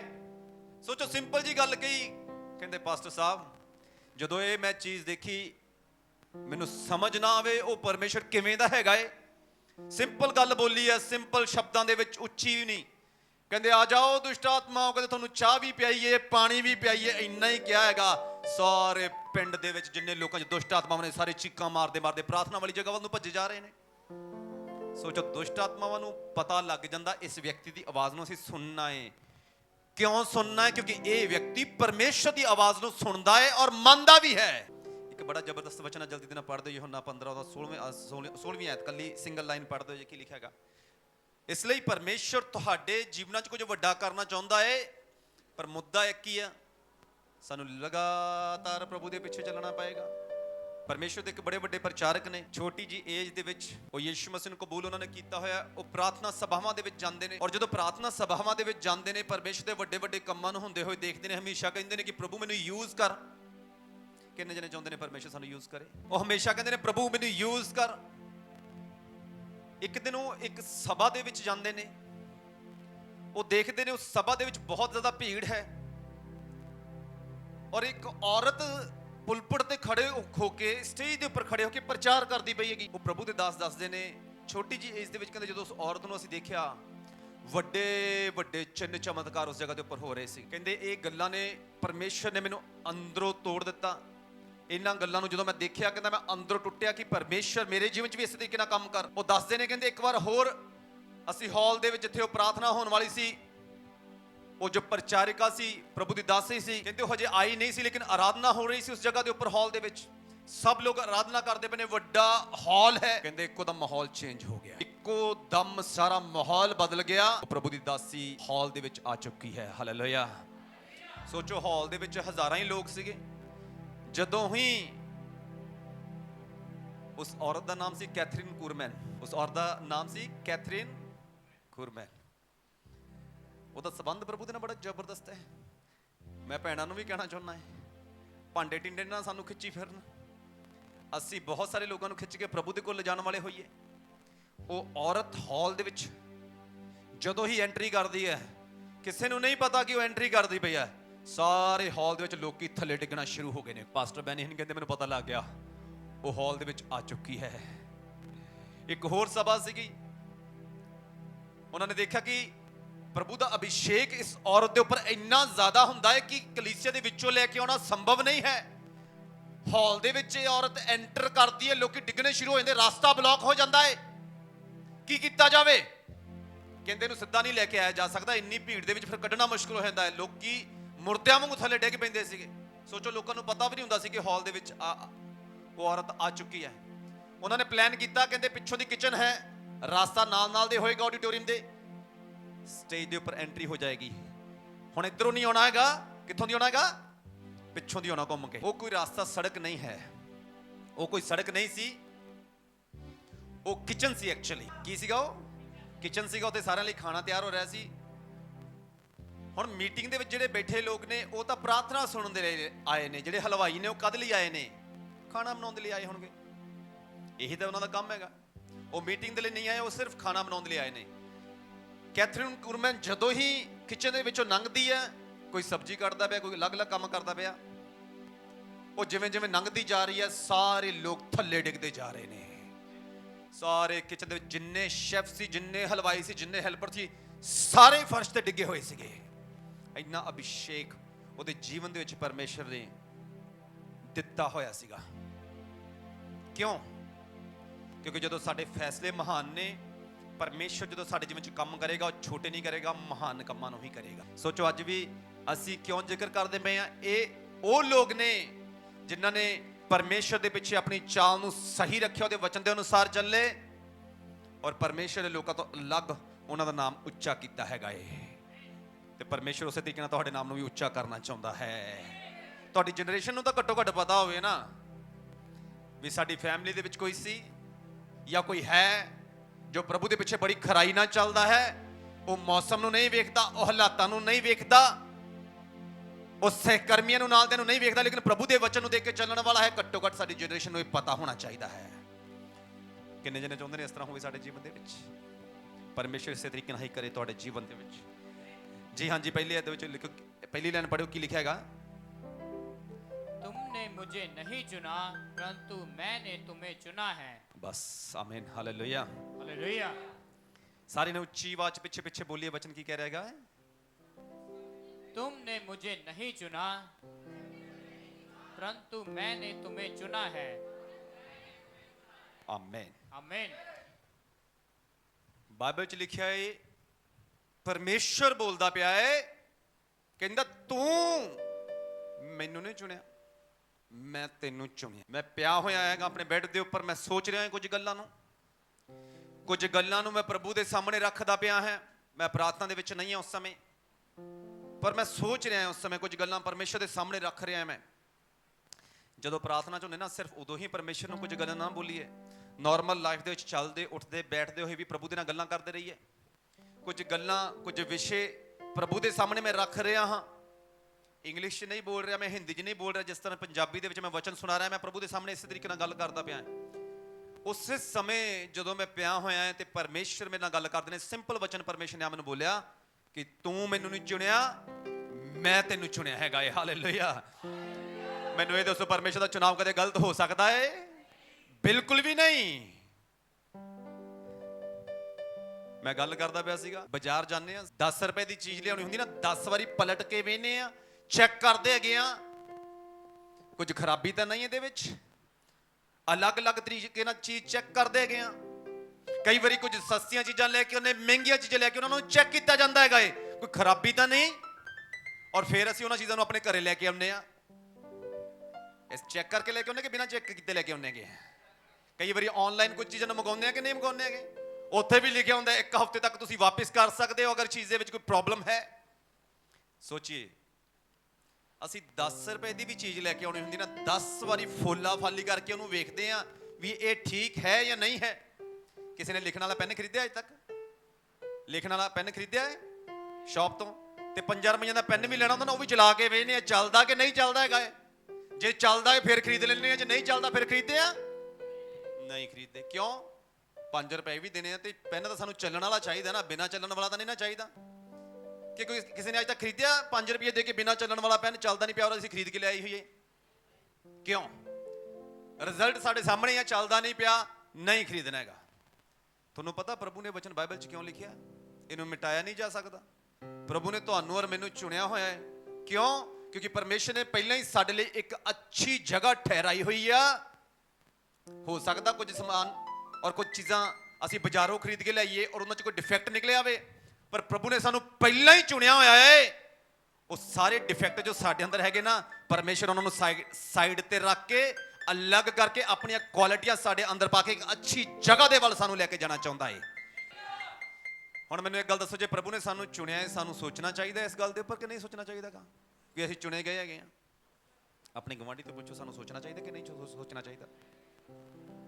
ਕਈ ਵਾਰੀ ਪਤਾ ਕੀ ਲੱਗਦਾਗਾ, ਪ੍ਰਭੂ ਨੇ ਚੁਣਿਆ ਹੈ, ਬਾਈਬਲ 'ਚ ਲਿਖਿਆ ਹੈ, ਪਾਸਟਰ ਜੀ ਨੇ ਵਚਨ ਸੁਣਾਇਆ ਹੈ, ਬੜਾ ਅੱਛਾ ਵਚਨ ਹੈ, ਆਮੀਨ ਹਾਲੇਲੂਇਆ, ਚਲੋ ਘਰੇ ਜਾ ਕੇ ਫਿਰ ਸਾਡੀਆਂ ਪੁਰਾਣੀਆਂ ਗੱਲਾਂ ਮਤਨਾ। ਪ੍ਰਭੂ ਇਸ ਤਰ੍ਹਾਂ ਨਹੀਂ ਕਹਿ ਰਹੇ। ਸੋਚੋ, ਅਗਰ ਇੱਕ ਦਿਨ ਦੇ ਲਈ ਸਾਨੂੰ ਕੋਈ ਕੰਮ ਦੇ ਉੱਪਰ ਲੈ ਕੇ ਜਾਵੇ, ਸਾਨੂੰ ਇੱਕ ਦਿਨ ਦੇ ਲਈ ਕੰਮ ਕਰਨ ਦੇ ਲਈ ਕੋਈ ਸੱਦੇ ਵੀ ਆ ਫਲਾਨਾ ਕੰਮ ਤੁਸੀਂ ਕਰਨਾ ਹੈ ਤੇ 1000 ਰੁਪਇਆ ਤੁਹਾਨੂੰ ਮਿਲੇਗਾ, ਇਹਦਾ ਮਤਲਬ ਤੁਹਾਨੂੰ ਸੱਦਿਆ ਗਿਆ ਕਿ ਨਹੀਂ ਸੱਦਿਆ ਗਿਆ? ਉੱਥੇ ਚੁਣਿਆ ਗਿਆ ਕਿ ਨਹੀਂ ਚੁਣਿਆ ਗਿਆ? ਆਹ ਕੰਮ ਤੁਸੀਂ ਕਰਨਾ ਹੈਗਾ ਏ। ਤੇ ਮੈਨੂੰ ਇਹ ਦੱਸੋ, ਜਦੋਂ ਤੁਹਾਨੂੰ ਚੁਣਿਆ ਗਿਆ ਹੈ ਉਸ ਵਿਅਕਤੀ ਦੇ ਵੱਲੋਂ ਕਿ ਆ ਫਲਾਨਾ ਕੰਮ ਤੁਸੀਂ ਕਰਨਾ ਹੈ ਤੇ ਤੁਹਾਨੂੰ 1000 ਰੁਪਇਆ ਮਿਲਣਾ ਹੈਗਾ, ਤੁਸੀਂ ਫਿਰ ਕੀ ਕਰੋਗੇ? ਉੱਥੇ ਆ ਕੇ ਆਰਾਮ ਨਾਲ ਬਹਿ ਜਾਓਗੇ ਕਿ ਕੰਮ ਕਰੋਗੇ ਕੋਈ? ਤੇ ਜੇ ਨਹੀਂ ਜੀ ਕਰਦਾ ਪਿਆ ਕੰਮ ਕਰਨ ਨੂੰ, ਫਿਰ ਤਾਂ ਵੀ ਕੰਮ ਕਰਨਾ ਪੈਣਾ ਹੈ, ਕਿਉਂਕਿ 1000 ਰੁਪਇਆ ਉਦੋਂ ਮਿਲੂਗਾ ਜਦੋਂ ਤੁਸੀਂ ਕੰਮ ਕਰੋਗੇ। ਇੱਕ ਗੱਲ ਸੋਚਿਆ ਕਰੋ, ਜੇ ਪ੍ਰਭੂ ਨੇ ਤੁਹਾਨੂੰ ਚੁਣਿਆ ਹੈ ਨਾ, ਕੱਲਿਆ ਠੱਪਾ ਲਾ ਕੇ ਤੁਹਾਨੂੰ ਚੁਣ ਲਈ ਨਹੀਂ ਆ ਗਿਆ, ਇਹ ਤੋਂ ਬਾਅਦ ਚੋਂ ਤੁਹਾਨੂੰ ਸਮਝਣਾ ਚਾਹੀਦਾ ਕੁਝ ਗੱਲਾਂ ਔਰ ਕੁਝ ਕੰਮ ਨੇ ਜੋ ਪਰਮੇਸ਼ਰ ਮੇਰੇ ਤੋਂ ਕਰਾਉਣਾ ਚਾਹੁੰਦਾ ਔਰ ਮੈਂ ਕਰਨੇ ਨੇ ਉਹ ਕੰਮ। ਕਈ ਵਾਰੀ ਇੰਨਾ ਹੀ ਪਤਾ ਹੁੰਦਾ ਕਿ ਮੈਂ ਚੁਣਿਆ ਗਿਆ ਹੈ, ਅਗਲੀ ਗੱਲ ਸਾਨੂੰ ਪਤਾ ਹੀ ਨਹੀਂ ਹੁੰਦੀ। ਜਦੋਂ ਤੁਸੀਂ ਪਰਮੇਸ਼ਰ ਨੇ ਆਪਣੇ ਕੰਮ ਦੇ ਲਈ ਤੁਹਾਨੂੰ ਚੁਣਿਆ ਹੈ, ਤੁਸੀਂ ਚੁਣੇ ਗਏ ਹੋ, ਤੁਹਾਡਾ ਕੰਮ ਕੀ ਹੈਗਾ? ਉਦੋਂ ਬਾਅਦ ਚੋਂ ਰਹਿ ਜਾਂਦਾ। ਫ੍ਰੀ ਹੋ ਕੇ ਘੁੰਮਣਾ ਨਹੀਂ ਹੈ, ਰੈਸਟਾਂ ਨਹੀਂ ਮਾਰਨੀਆਂ ਹੈਗੀਆਂ। ਅਸੀਂ ਸਾਡਾ ਕੰਮ ਕੀ ਆ? ਸਾਨੂੰ ਇਹ ਪਤਾ ਹੋਣਾ ਚਾਹੀਦਾ ਅਸੀਂ ਚੁਣੇ ਕਦ ਲਈ ਗਏ ਆ। ਬਹੁਤ ਸਾਰੇ ਲੋਕ ਇੱਥੇ ਹੀ ਖੁਸ਼ੀ ਮਨਾਉਂਦੇ ਰਹਿੰਦੇ ਅਸੀਂ ਚੁਣ ਲਏ ਗਏ ਹੈਗੇ ਆ। ਚੁਣੇ ਜਾਣ ਤੋਂ ਬਾਅਦ ਅੱਗੇ ਜਾਂਦੇ ਨਹੀਂ ਔਰ ਜੀਵਨ ਦੇ ਵਿੱਚ ਕੁਝ ਗੱਲਾਂ ਜੋ ਪਰਮੇਸ਼ਰ ਖੋਲਣਾ ਚਾਹੁੰਦਾ ਹੈ ਵੱਡੀਆਂ, ਉਹ ਖੁੱਲਦੀਆਂ ਹੀ ਨਹੀਂ। ਸੋਚੀਏ, ਧਰਤੀ ਦੇ ਉੱਪਰ ਜਦੋਂ ਅਸੀਂ ਕਿਸੇ ਜੌਬ ਦੇ ਲਈ, ਕਿਸੇ ਕੰਮ ਦੇ ਲਈ ਚੁਣੇ ਜਾਂਦੇ ਨਾ, ਉੱਥੇ ਜਾ ਕੇ ਸਾਨੂੰ ਹਾਜ਼ਰੀ ਦੇਣੀ ਪੈਂਦੀ ਸਹੀ ਸਮੇਂ ਦੇ ਉੱਪਰ, ਕੰਮ ਕਰਨਾ ਪੈਂਦਾ ਏ। ਆਪਣੀ ਮਰਜ਼ੀ ਨਾਲ ਅਸੀਂ ਗਾਂਹ ਪਿਛਾਂ ਕਰਕੇ ਨਹੀਂ ਜਾ ਸਕਦੇ। ਸਹੀ ਟਾਈਮ ਦੇ ਉੱਪਰ ਜਾਣਾ ਪੈਂਦਾ ਏ। ਜਦੋਂ ਸਹੀ ਟਾਈਮ ਦੇ ਉੱਪਰ ਪਹੁੰਚਦੇ ਆ, ਫਿਰ ਸਹੀ ਤਰੀਕੇ ਨਾਲ ਸਾਡੀ ਮਿਹਨਤ ਸਾਡੇ ਹੱਥਾਂ ਦੇ ਵਿੱਚ ਆ ਜਾਂਦੀ ਹੈਗੀ ਆ। ਫਿਰ ਅਸੀਂ ਖੁਸ਼ ਹੁੰਦੇ ਕਿ ਨਹੀਂ ਹੁੰਦੇ? ਅੱਜ ਬਹੁਤ ਸਾਰੇ ਲੋਕਾਂ ਦੇ ਜੀਵਨ ਵਿੱਚ ਖੁਸ਼ੀ ਪਤਾ ਕਿਉਂ ਨਹੀਂ ਹੈਗੀ? ਚੁਣੇ ਤਾਂ ਗਏ ਆ, ਕੰਮ ਤੇ ਕਦੇ ਗਏ ਹੀ ਨਹੀਂ। ਚੁਣੇ ਤਾਂ ਗਏ ਆ, ਪ੍ਰਾਰਥਨਾ ਸਮੇਂ ਦੇ ਉੱਪਰ ਕਰਦੇ ਹੀ ਨਹੀਂ, ਵਚਨ ਪੜ੍ਹਦੇ ਹੀ ਨਹੀਂ, ਫਾਸਟਿੰਗ ਕੀ ਹੁੰਦੀ ਸਾਨੂੰ ਪਤਾ ਹੀ ਨਹੀਂ, ਭੁੱਖੇ ਰਿਹਾ ਹੀ ਨਹੀਂ ਜਾਂਦਾ ਸਾਡੇ ਤੋਂ। ਬਾਈਬਲ ਦੇ ਵਿੱਚ ਲਿਖਿਆ ਹੈਗਾ ਏ, ਯਿਸੂ ਮਸੀਹ ਕਹਿੰਦੇ ਤੁਸੀਂ ਮੈਨੂੰ ਨਹੀਂ ਚੁਣਿਆ, ਮੈਂ ਤੁਹਾਨੂੰ ਚੁਣਿਆ ਹੈਗਾ ਏ।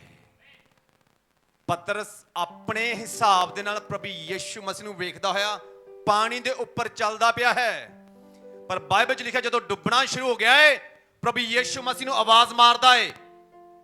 ਪਿੱਛੇ 11 ਜਣਿਆਂ ਦੀ ਜਿਹੜੀ ਟੀਮ ਹੈ ਨਾ, ਉਹਨੂੰ ਆਵਾਜ਼ ਨਹੀਂ ਮਾਰੀ। ਸੋਚੋ, ਅੱਗੇ ਇੱਕ ਵਿਅਕਤੀ ਆ, ਪਿੱਛੇ 11 ਵਿਅਕਤੀ ਆ। ਵੋਟਾਂ ਕਿੱਧਰ ਜ਼ਿਆਦਾ ਨੇ, ਪਿੱਛੇ ਕਿ ਅੱਗੇ? ਪਿੱਛੇ 11 ਵਿਅਕਤੀ ਨੇ, ਉਹਨਾਂ ਕੋਲ ਕਿਸ਼ਤੀ ਆ, ਅਗਲੇ ਵਿਅਕਤੀ ਕੋਲ ਕਿਸ਼ਤੀ ਹੈਗੀ ਆ। ਪਿੱਛੇ ਰੱਸੇ ਵੀ ਹੋਣਗੇ ਕਿਸ਼ਤੀ ਦੇ ਵਿੱਚ, ਅਗਲੇ ਵਿਅਕਤੀ ਕੋਲ ਰੱਸੇ ਹੈਗੇ ਨੇ।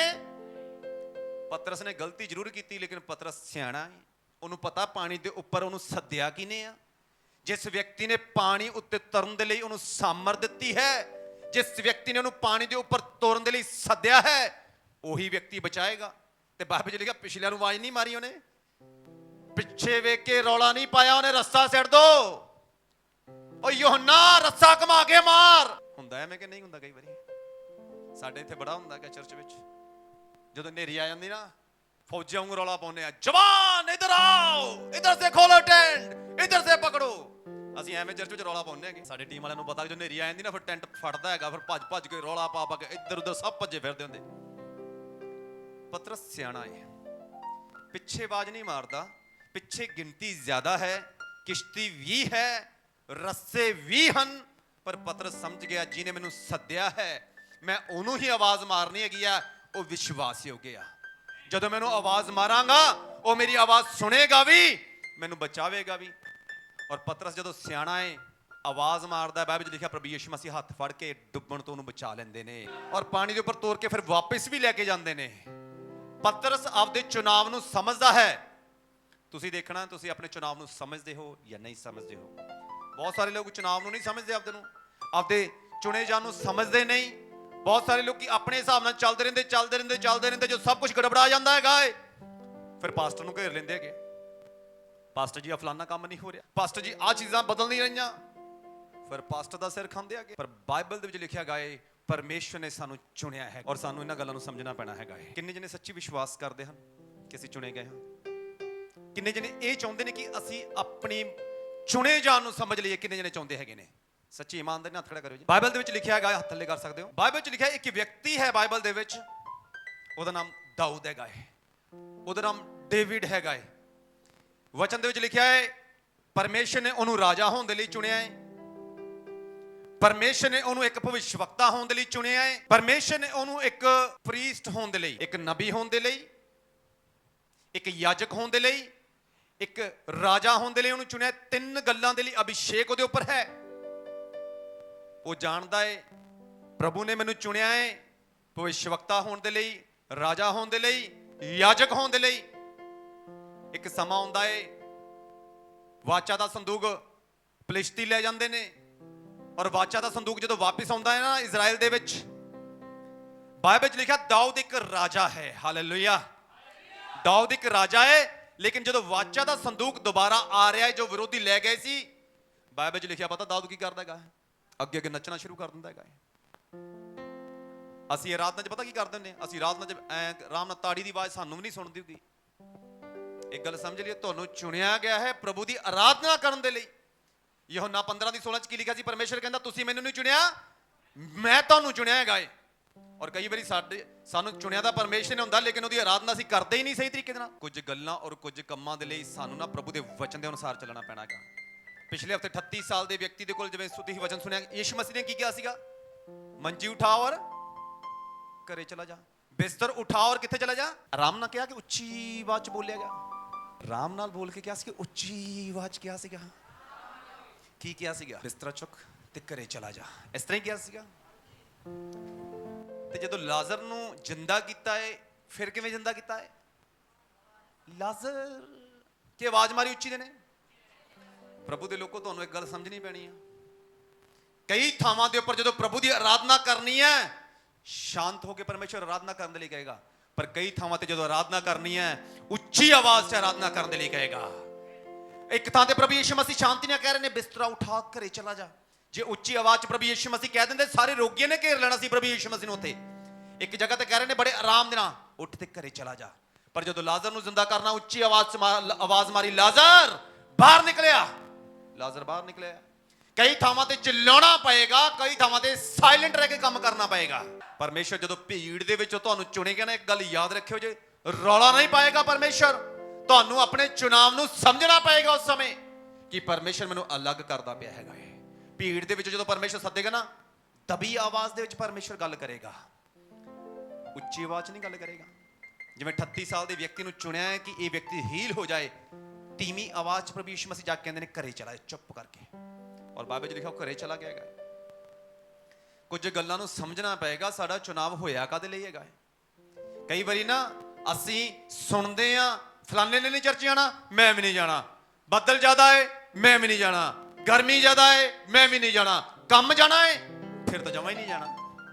ਸਾਨੂੰ ਚੁਣਾਵ ਨੂੰ ਸਮਝਣਾ ਪੈਣਾ ਆਪਦੇ ਨੂੰ। ਤੁਹਾਨੂੰ ਪਤਾ ਏਲੀਆ ਗੁਫਾ ਦੇ ਵਿੱਚ ਲੁਕਿਆ ਹੋਇਆ, ਕਿੰਨੇ ਇਹਨਾਂ ਨੂੰ ਪਤਾ ਹੈਗਾ ਏ? ਏਲੀਆ ਗੁਫਾ 'ਚ ਲੁਕਿਆ ਹੋਇਆ ਹੈ। ਔਰ ਵਚਨ 'ਚ ਲਿਖਿਆ ਪਰਮੇਸ਼ਰ ਉਹਦੇ ਨਾਲ ਮੁਲਾਕਾਤ ਕਰਨ ਦੇ ਲਈ ਆ ਰਹੇ ਨੇ, ਪ੍ਰਭੂ ਮੁਲਾਕਾਤ ਕਰਨ ਦੇ ਲਈ ਆ ਰਹੇ ਨੇ। ਔਰ ਇਦੋਂ ਪਹਿਲਾਂ ਪ੍ਰਭੂ ਮੁਲਾਕਾਤ ਕਰਨ ਦੇ ਲਈ ਆਉਣ, ਬਾਈਬਲ 'ਚ ਲਿਖਿਆ ਉੱਥੇ ਭੁਚਾਲ ਆ ਗਿਆ ਹੈਗਾ। ਜਦੋਂ ਭੁਚਾਲ ਆਇਆ ਹੋਊਗਾ, ਚਟਾਨਾਂ ਵੱਡੇ ਵੱਡੇ ਪੱਥਰ ਟੁੱਟ ਗਏ ਹੋਣਗੇ, ਸਰੀਰ ਨੂੰ ਮਹਿਸੂਸ ਹੁੰਦਾ ਹੋਏਗਾ ਕਿ ਵਾਈਬ੍ਰੇਸ਼ਨ, ਕਿ ਨਹੀਂ ਹੁੰਦੀ? ਕਿ ਮਹਿਸੂਸ ਅੱਖਾਂ ਤੋਂ ਨਜ਼ਰ ਆਉਂਦਾ ਹੋਏਗਾ ਚਟਾਨਾਂ ਟੁੱਟਦੀਆਂ ਕਿ ਨਹੀਂ ਹੁੰਦੀਆਂ ਹੋਣਗੀਆਂ? ਆਵਾਜ਼ਾਂ ਕੰਨਾਂ ਤੋਂ ਸੁਣਾਈ ਦਿੰਦੀਆਂ ਹੋਣੀਆਂ ਕਿ ਨਹੀਂ? ਇਹਦਾ ਮਤਲਬ ਸਰੀਰਕ ਤੌਰ ਤੇ ਉਹਨੂੰ ਮਹਿਸੂਸ ਹੋ ਰਿਹਾ ਕਿ ਪੱਥਰ ਟੁੱਟਦੇ ਪਏ ਨੇ ਪ੍ਰਭੂ ਦੇ ਆਉਣ ਤੋਂ ਪਹਿਲਾਂ ਹੀ। ਫਿਰ ਉੱਥੇ ਤੂਫਾਨ ਆਇਆ ਹੈ, ਸਰੀਰ ਨੂੰ ਮਹਿਸੂਸ ਹੁੰਦਾ ਹੋਏਗਾ ਕਿ ਨਹੀਂ? ਤੂਫਾਨ ਸੁਣਾਈ ਦਿੰਦਾ ਹੋਏਗਾ ਕਿ ਨਹੀਂ? ਦਿਖਾਈ ਦਿੰਦਾ ਹੋਏਗਾ ਕਿ ਨਹੀਂ? ਥੋੜਾ ਥੋੜਾ ਦਿਖਾਈ ਦਿੰਦਾ ਹੋਏਗਾ, ਬਹੁਤ ਜ਼ਿਆਦਾ ਦਿਖਾਈ ਦਿੰਦਾ ਹੋਏਗਾ। ਪਿਛਲੇ ਦਿਨਾਂ 'ਚ ਤੂਫਾਨ ਇੱਥੇ ਆਇਆ, ਸਾਨੂੰ ਤਾਂ ਦਿਖਾਈ ਚੰਗੀ ਤਰ੍ਹਾਂ ਦਿੱਤਾ ਹੈਗਾ। ਕੰਧੋ ਪਈ ਖੇਤਾਂ ਦੇ ਵਿੱਚ, ਛੱਤ ਉੱਡ ਚੱਲੀ ਸੀਗੀ। ਤੂਫਾਨ ਐਡਾ ਜ਼ਬਰਦਸਤ, ਦਿਖਾਈ ਵੀ ਦਿੰਦਾ ਹੈ, ਮਹਿਸੂਸ ਵੀ ਹੁੰਦਾ ਹੈ। ਬਾਈਬਲ 'ਚ ਲਿਖਿਆ ਫਿਰ ਅੱਗ ਆਈ ਉਸ ਜਗ੍ਹਾ ਦੇ ਉੱਪਰ, ਅੱਗ ਵੀ ਦਿਖਾਈ ਦੇ ਰਹੀ ਆ। ਸਭ ਤੋਂ ਪਿੱਛੋਂ ਪਤਾ ਕੀ ਹੋਇਆ? ਕਿਤੇ ਦਬਿਆ ਜਾਂ ਸ਼ਬਦ ਸੁਣਾਈ ਦਿੰਦਾ ਹੈ। ਤੇ ਏਲੀਆ ਗੁਫਾ ਦੇ ਵਿੱਚ ਬੈਠਾ ਹੋਇਆ, ਦਬਿਆ ਜਾਂ ਸ਼ਬਦ ਸੁਣਾਈ ਦਿੰਦਾ ਹੈਗਾ ਏ।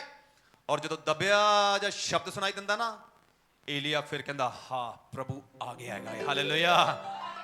ਭੁਚਾਲ ਆਇਆ, ਤੂਫਾਨ ਆਇਆ, ਅੱਗ ਦਿਖਾਈ ਦਿੱਤੀ, ਏਲੀਆ ਆਰਾਮ ਨਾਲ ਗੁਫਾ 'ਚ ਹੀ ਬੈਠਾ ਹੈਗਾ। ਪਰ ਜਦੋਂ ਦਬਿਆ ਜਾਂ ਸ਼ਬਦ ਆਇਆ ਨਾ, ਕਹਿੰਦਾ ਪ੍ਰਭੂ ਆ ਗਿਆ ਏ। ਦਬੇ ਸ਼ਬਦ ਦੇ ਵਿੱਚ ਵੱਡਾ ਬਦਲਾਅ ਪ੍ਰਭੂ ਲੈ ਕੇ ਆ ਰਿਹਾ। ਬਾਈਬਲ 'ਚ ਪਤਾ ਕੀ ਲਿਖਿਆ? ਜੇ ਏਲੀਆ ਅੰਦਰ ਬੈਠਾ ਸੁਣ ਪਾ ਰਿਹਾ ਹੈ ਪ੍ਰਭੂ ਆ ਗਿਆ ਏ, ਤੇ ਉਹਨੂੰ ਪਤਾ ਮੈਂ ਪ੍ਰਭੂ ਨੂੰ ਦੇਖ ਤਾਂ ਸਕਦਾ ਨਹੀਂ, ਗੁਫਾ 'ਚ ਬੈਠਾ ਰਹਿਣਾ ਚਾਹੀਦਾ ਉਹਨੂੰ ਕਿ ਨਹੀਂ ਬੈਠਾ ਰਹਿਣਾ ਚਾਹੀਦਾ? ਉਹ ਸਿਆਣਾ ਨਹੀਂ ਹੈਗਾ ਸਾਡੇ ਵਾਂਗੂ, ਤਾਂ ਜੋ ਗੁਫਾ 'ਚ ਨਹੀਂ ਬੈਠਾ। ਬਾਈਬਲ 'ਚ ਲਿਖਿਆ ਭੱਜ ਕੇ ਬਾਹਰ ਜਾਂਦਾ ਏ, ਭੱਜ ਕੇ ਬਾਹਰ ਗਿਆ, ਗੁਫਾ ਦੇ ਮੂੰਹ ਤੇ ਖੜ ਗਿਆ। ਬਾਈਬਲ 'ਚ ਲਿਖਿਆ ਮੂੰਹ ਢੱਕ ਲਿਆ ਉਹਨੇ। ਸਰਵ ਸ਼ਕਤੀਮਾਨ ਯਹੋਵਾ ਪਰਮੇਸ਼ਰ ਆ ਰਿਹਾ ਹੈ। ਆਵਾਜ਼ ਤਾਂ ਅੰਦਰ ਵੀ ਸੁਣਾਈ ਦੇਗੀ, ਲੇਕਿਨ ਇਹ ਆਦਰ ਵਾਲੀ ਗੱਲ ਨਹੀਂ ਹੈ। ਬਾਹਰ ਜਾ ਕੇ ਖੜ ਗਿਆ ਏ। ਪਰਮੇਸ਼ਰ ਨੇ ਜਦੋਂ ਉਹਦੇ ਨਾਲ ਗੱਲਬਾਤ ਕੀਤੀ, ਉਦੋਂ ਬਾਅਦ ਚੋਂ ਜਿਹੜਾ ਉਸ ਸਮੇਂ ਦਾ ਰਾਜਾ ਸੀ, ਸਭ ਕੁਝ ਪਲਟ ਗਿਆ ਉਹਦੀ ਜ਼ਿੰਦਗੀ ਦੇ ਵਿੱਚ। ਕਈ ਵਾਰੀ ਨਾ ਨੇਰੀਆਂ, ਭੁਚਾਲ, ਅੱਗ, ਇਹ ਸਾਨੂੰ ਸਾਡੀ ਜ਼ਿੰਦਗੀਆਂ ਦੇ ਵਿੱਚ ਜਦੋਂ ਸੇਵਕਾਈ ਦੇ ਦੌਰਾਨ ਉਹਨੇ ਦਿਖਾਈ ਦਿੰਦਾ ਹੈ। ਲੇਕਿਨ ਜਦੋਂ ਪਰਮੇਸ਼ਰ ਨੇ ਵੱਡੀਆਂ ਗੱਲਾਂ ਨੂੰ ਪਲਟਣਾ ਹੁੰਦਾ ਨਾ, ਵੱਡੀਆਂ ਗੱਲਾਂ ਨੂੰ ਬਦਲਾਵ ਦੇ ਵਿੱਚ ਬਦਲਣਾ ਹੁੰਦਾ, ਗਵਾਹੀਆਂ 'ਚ ਬਦਲਣਾ ਹੁੰਦਾ, ਦਬੀ ਜੀ ਆਵਾਜ਼ ਸੁਣਾਈ ਦਿੰਦੀ ਹੈ। ਜਿਹੜਾ ਉਸ ਆਵਾਜ਼ ਨੂੰ ਸੁਣ ਜਾਏਗਾ, ਉਹ ਵੱਡੀਆਂ ਗੱਲਾਂ ਨੂੰ ਦੇਖ ਪਾਏਗਾ। ਇਹ ਉਹ ਸਾਇਲੈਂਟ ਟਾਈਮ ਹੁੰਦਾ ਜਦੋਂ ਪਹਿਲਾਂ ਤਾਂ ਵੱਡੇ ਵੱਡੇ ਚਿੰਨ ਚਮਤਕਾਰ ਹੋਈ ਜਾਂਦੇ ਆ, ਇੱਕੋ ਦਮ ਹੀ ਸਭ ਕੁਝ ਬੰਦ ਹੋ ਜਾਂਦਾ ਹੈ।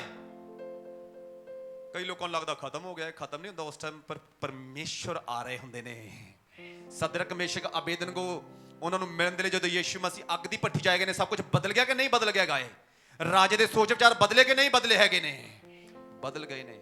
ਉਸੇ ਤਰ੍ਹਾਂ ਡੇਵਿਡ ਜਦੋਂ ਵਾਚਾ ਦੇ ਸੰਦੂਕ ਦੇ ਅੱਗੇ ਨੱਚਦਾ ਹੀ ਜਾਂਦਾ ਨਾ, ਰਾਜਾ ਹੈ ਨਾ ਉਹ, ਇਹ ਸਾਰੀਆਂ ਗੱਲਾਂ ਨੂੰ ਉਹਨੇ ਪਾਸੇ ਰੱਖ ਦਿੱਤਾ ਹੈਗਾ। ਉਸੇ ਤਰੀਕੇ ਨਾਲ ਇੱਕ ਗੱਲ ਸਮਝ ਲਿਓ ਜੇ, ਬਹੁਤ ਸਾਰੀਆਂ ਗੱਲਾਂ ਔਰ ਬਹੁਤ ਸਾਰੇ ਕੰਮਾਂ ਨੂੰ ਨਾ ਆਪਣੇ ਜੀਵਨ 'ਚ ਪਾਸੇ ਰੱਖ ਦਿਆ ਕਰੋ। ਜਦੋਂ ਪ੍ਰਭੂ ਦੇ ਘਰੇ ਆਉਣਾ ਹੋਵੇ, ਕਿਸੇ ਦੀ ਪਰਵਾਹ ਨਾ ਕਰਿਆ ਕਰੋ। ਦਾਊਦ ਨੇ ਕਿਸੇ ਦੀ ਪਰਵਾਹ ਨਹੀਂ ਕੀਤੀ, ਉਹਨੇ ਇੱਕ ਗੱਲ ਦੀ ਪਰਵਾਹ ਕੀਤੀ, ਕਹਿੰਦਾ ਮੈਂ ਰਾਜਾ ਹਾਂ, ਉਹਦੇ ਲਈ ਅਲੱਗ ਜਗ੍ਹਾ ਹੈ, ਭਵਿਸ਼ਵਕਤਾ ਹਾਂ, ਉਹਦੇ ਲਈ ਇੱਕ ਅਲੱਗ ਜਗ੍ਹਾ ਹੈ, ਲੇਕਿਨ ਇਹ ਜਿਹੜੀ ਜਗ੍ਹਾ ਹੈਗੀ ਆ, ਮੈਂ ਪਰਮੇਸ਼ਰ ਦਾ ਆਰਾਧਕ ਵੀ ਹਾਂ। ਔਰ ਬਾਈਬਲ 'ਚ ਲਿਖਿਆ ਨੱਚਦਾ ਹੋਇਆ ਅੱਗੇ ਅੱਗੇ ਜਾ ਰਿਹਾ ਹੈਗਾ। ਜਦੋਂ ਨੱਚਦਾ ਨੱਚਦਾ ਅੱਗੇ ਜਾ ਰਿਹਾ, ਬਾਈਬਲ 'ਚ ਲਿਖਿਆ ਉਹਦੇ ਕੱਪੜੇ ਉਤਰ ਗਏ। ਦੂਸਰਾ ਸੈਮੂਅਲ 6 ਦੀ 20 ਆਇਤ ਦੇ ਵਿੱਚ ਲਿਖਿਆ ਹੋਇਆ, ਬਾਈਬਲ 'ਚ ਲਿਖਿਆ ਉਹਦੀ ਘਰ ਵਾਲੀ ਪਤਾ ਉਹਨੂੰ ਕੀ ਕਹਿੰਦੀ? ਉਹਦੀ ਬੇਇੱਜ਼ਤੀ ਕਰਦੀ, ਉਹਨੂੰ ਇਨਸਲਟ ਕਰਦੀ ਹੈਗੀ ਆ। ਇਹ ਗੱਲ ਯਾਦ ਰੱਖਿਓ ਜੀ, ਜਦੋਂ ਉਹਦੀ ਘਰ ਵਾਲੀ ਨੇ ਉਹਨੂੰ ਇਨਸਲਟ ਕੀਤਾ ਹੈਗਾ ਨਾ, ਉਹਨੇ ਦਾਊਦ ਦੀ ਬੁਲਾਹਟ ਨੂੰ ਸਮਝਿਆ ਨਹੀਂ। ਉਹਨੇ ਦਾਊਦ ਦੀ ਬੁਲਾਹਟ ਨੂੰ ਸਮਝਿਆ ਕਿ ਸਮਝਿਆ ਨਹੀਂ ਸਮਝਿਆ। ਔਰ ਬਾਈਬਲ 'ਚ ਲਿਖਿਆ ਉਹਦੀ ਇਨਸਲਟ ਕੀਤੀ, ਔਰ ਵਚਨ 'ਚ ਲਿਖਿਆ ਜਦੋਂ ਉਸਦੀ ਬੁਲਾਹਟ ਦੀ ਇਨਸਲਟ ਕੀਤੀ ਜਾਂਦੀ ਹੈ, ਉਹਦੇ ਚੁਣਾਵ ਨੂੰ ਉਹਦੀ ਘਰ ਵਾਲੀ ਸਮਝਦੀ ਨਹੀਂ ਹੈ। ਬਾਈਬਲ 'ਚ ਲਿਖਿਆ ਉਹਦੇ ਜੀਵਨ 'ਚ ਸ਼ਰਾਪ ਆ ਗਿਆ ਹੈਗਾ ਏ, ਸਾਰੀ ਉਮਰ ਬੱਚਾ ਨਹੀਂ ਹੋਇਆ। ਜਦੋਂ ਉਹ ਦਾਊਦ ਦੀ ਘਰ ਵਾਲੀ ਨੇ ਆਪਣੇ ਹਸਬੰਡ ਨੂੰ ਗਲਤ ਬੋਲਿਆ, ਉਹਦੀ ਬੁਲਾਹਟ ਨੂੰ ਨਹੀਂ ਸਮਝਿਆ, ਉਹ ਕੀ ਹੋ ਗਈ ਆ? ਬਾਂਝ ਹੋ ਗਈ ਆ। ਬੱਚਾ ਹੋਇਆ, ਬੱਚਾ ਪੈਦਾ ਹੋਇਆ, ਪ੍ਰੈਗਨੈਂਟ ਹੋਈ ਉਹ। ਮੈਂ ਭਰਾਵਾਂ ਨੂੰ ਪੁੱਛਣਾ ਚਾਹੂੰਗਾ, ਮੈਂ ਭੈਣਾਂ ਨੂੰ ਪੁੱਛਣਾ ਚਾਹੂੰਗਾ, ਕਿੰਨੇ ਜਣੇ ਚਾਹੁੰਦੇ ਨੇ ਬਲੇਸਿੰਗਸ ਦੇ ਨਾਲ ਅਸੀਂ ਪ੍ਰੈਗਨੈਂਟ ਹੋਈਏ, ਬਰਕਤ ਦੇ ਨਾਲ ਪ੍ਰੈਗਨੈਂਟ ਹੋਈਏ? ਕਿੰਨੇ ਜਣੇ ਚਾਹੁੰਦੇ ਨੇ? ਹਾਲੇਲੂਇਆ। ਇਹ ਚ ਕੁਵਾਰਾ ਵਿਆਹ ਦਾ ਮਸਲਾ ਨਹੀਂ ਹੈ, ਲੜਕੀਆਂ ਲੜਕੇ ਦਾ ਮਤਲਬ, ਔਰਤਾਂ ਬੰਦਿਆਂ ਦਾ ਮਤਲਬ ਨਹੀਂ ਹੈ। ਇਹ ਗੱਲ ਯਾਦ ਰੱਖੋ, ਸਾਡੇ ਸਾਰਿਆਂ ਦੇ ਜੀਵਨਾਂ ਦੇ ਵਿੱਚੋਂ ਅਸੀਂ ਚੁਣੇ ਗਏ ਹਾਂ। ਬਾਈਬਲ ਦੇ ਵਿੱਚ ਲਿਖਿਆ ਫਲ ਲੈ ਕੇ ਆਉਣ ਦੇ ਲਈ, ਕੁਝ ਪੈਦਾ ਕਰਨ ਦੇ ਲਈ। ਅੱਜ ਸਾਡੇ ਜੀਵਨਾਂ 'ਚ ਕੁਝ ਪੈਦਾ ਹੀ ਨਹੀਂ ਹੋ ਰਿਹਾ, ਕੁਝ ਪੈਦਾ ਨਹੀਂ ਹੋ ਰਿਹਾ। ਚਾਹੁੰਦੇ ਆ ਗਵਾਈਆਂ ਪੈਦਾ ਹੋਣ, ਚਾਹੁੰਦੇ ਆ ਚੰਗਾਈਆਂ ਪੈਦਾ ਹੋਣ, ਚਾਹੁੰਦੇ ਆ ਵੱਡਾ ਛੁਟਕਾਰਾ ਪੈਦਾ ਹੋਵੇ। ਸਾਨੂੰ ਆਪਣੀ ਬੁਲਾਹਟ ਨੂੰ ਸਮਝਣਾ ਪੈਣਾ ਹੈ। ਦਾਊਦ ਦੀ ਘਰ ਵਾਲੀ ਨੇ ਆਪਦੇ ਹਸਬੰਡ ਦੇ ਜੀਵਨ ਦੇ ਵਿੱਚ ਬੁਲਾਹਟ ਨੂੰ ਸਮਝਿਆ ਨਹੀਂ, ਰਿਜੈਕਟ ਕੀਤਾ ਹੈ। ਉਹਦੇ ਇੱਕ ਸ਼ਬਦ ਨੇ ਜਦੋਂ ਦਾਊਦ ਨੂੰ ਉਹ ਬੋਲਦੀ ਹੈਗੀ ਆ, ਦੇਖਿਓ ਕੀ ਲਿਖਿਆਗਾ ਉੱਥੇ, दूसरा शमूएल 6वां अध्याय ਉਹਦੀ 20 ਚ ਲਿਖਿਆ, तब दाऊद अपने घराने को आशीर्वाद देने के लिए लौटा और शाऊल की बेटी मीकल दाऊद से मिलने को निकली और कहने लगी, आज इजराइल का राजा जब अपना शरीर अपने कर्मचारियों की दासियों के सामने ऐसे उघाड़े हुए था जैसे कोई निकम्मा अपना तन उघाड़े रहता है, तब क्या ही प्रतापी देख पड़ता था। बाइबल ਚ ਲਿਖਿਆ ਉਹਦੀ ਘਰ ਵਾਲੀ ਉਹਦੀ ਬੇਇੱਜ਼ਤੀ ਕਰ ਦੇਗੀ। ਉਹ ਪ੍ਰਭੂ ਦੇ ਵਚਨ ਨੂੰ ਫੜ ਕੇ ਚੱਲ ਰਿਹਾ, ਘਰ ਵਾਲੀ ਉਹਦੀ ਬੇਇੱਜ਼ਤੀ ਕਰਦੀ ਪਈ ਆ। ਔਰ ਬਾਈਬਲ ਦੇ ਵਿੱਚ ਲਿਖਿਆ ਹੈ ਪਰਮੇਸ਼ਰ ਨੇ ਉਹਦੀ ਕੁੱਖ ਨੂੰ ਬੰਦ ਕਰ ਦਿੱਤਾ ਹੈ। ਉਹ ਸਾਰੀ ਉਮਰ ਬਾਂਝ ਰਹੀ, ਬੱਚਾ ਹੀ ਨਹੀਂ ਹੋਇਆ ਸਾਰੀ ਉਮਰ, ਔਰ ਸ਼ਰਾਪ ਉਹਦੇ ਜੀਵਨ 'ਚ ਆ ਗਿਆ। ਇਹ ਗੱਲ ਸਮਝ ਲਓ, ਜਿੰਨੇ ਨੇ ਤੁਸੀਂ ਅੱਜ ਮੈਨੂੰ ਸੁਣਦੇ ਪਏ ਹੋ, ਤੁਹਾਡੇ 'ਚ ਬਹੁਤ ਸਾਰੇ ਲੋਕੀ ਬਾਂਝ ਹੋਏ ਪਏ ਨੇ। ਸਾਡੇ ਜੀਵਨ 'ਚ ਕੋਈ ਰਿਜ਼ਲਟ ਨਹੀਂ ਹੈ। ਪ੍ਰਾਰਥਨਾ ਕਰ ਰਹੇ ਆ, ਚਰਚ ਵੀ ਆ ਹੀ ਰਹੇ ਆ, ਪਰ ਕੁਝ ਗੱਲਾਂ ਦੀ ਸਮਝ ਆਪਣੇ ਅੰਦਰ ਨਹੀਂ ਰੱਖ ਪਾ ਰਹੇ, ਪਰ ਕੁਝ ਗੱਲਾਂ ਨੂੰ ਸਮਝ ਨਹੀਂ ਪਾ ਰਹੇ ਕਿ ਪਰਮੇਸ਼ਰ ਦੀ ਬੁਲਾਹਟ ਮੇਰੇ ਜੀਵਨ 'ਚ ਹੈ, ਕਿ ਪ੍ਰਭੂ ਨੇ ਸੱਦਿਆ ਕਾਹਦੇ ਲਈ ਹੈ ਮੈਨੂੰ।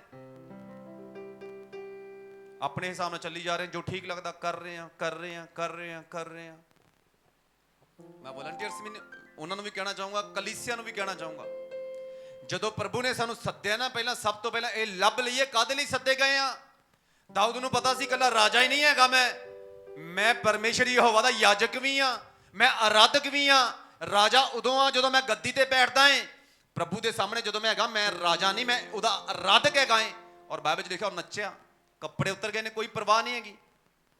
ਇੱਕ ਗੱਲ ਯਾਦ ਰੱਖਿਓ, ਜਦੋਂ ਪਰਮੇਸ਼ਰ ਦੇ ਸਾਹਮਣੇ ਆਓ ਨਾ, ਪ੍ਰਭੂ ਦੇ ਵਚਨ ਦੇ ਅਨੁਸਾਰ ਚੱਲੋ। ਦੁਨੀਆਦਾਰੀ ਦੇ ਤੌਰ ਤੇ ਵੱਡੇ ਤੋਂ ਵੱਡਾ ਘਾਟਾ ਪੈ ਜੇ, ਤੁਹਾਨੂੰ ਲੋਕੀ ਮੂਰਖ ਕਹਿਣ, ਪਰਵਾਹ ਨਾ ਕਰੋ ਜੇ, ਪ੍ਰਭੂ ਦੇ ਵੱਲ ਵੇਖਦੇ ਰਹੋ, ਜੇ ਪਰਮੇਸ਼ਰ ਤੁਹਾਨੂੰ ਉੱਚਾ ਹੀ ਕਰਦਾ ਜਾਵੇਗਾ।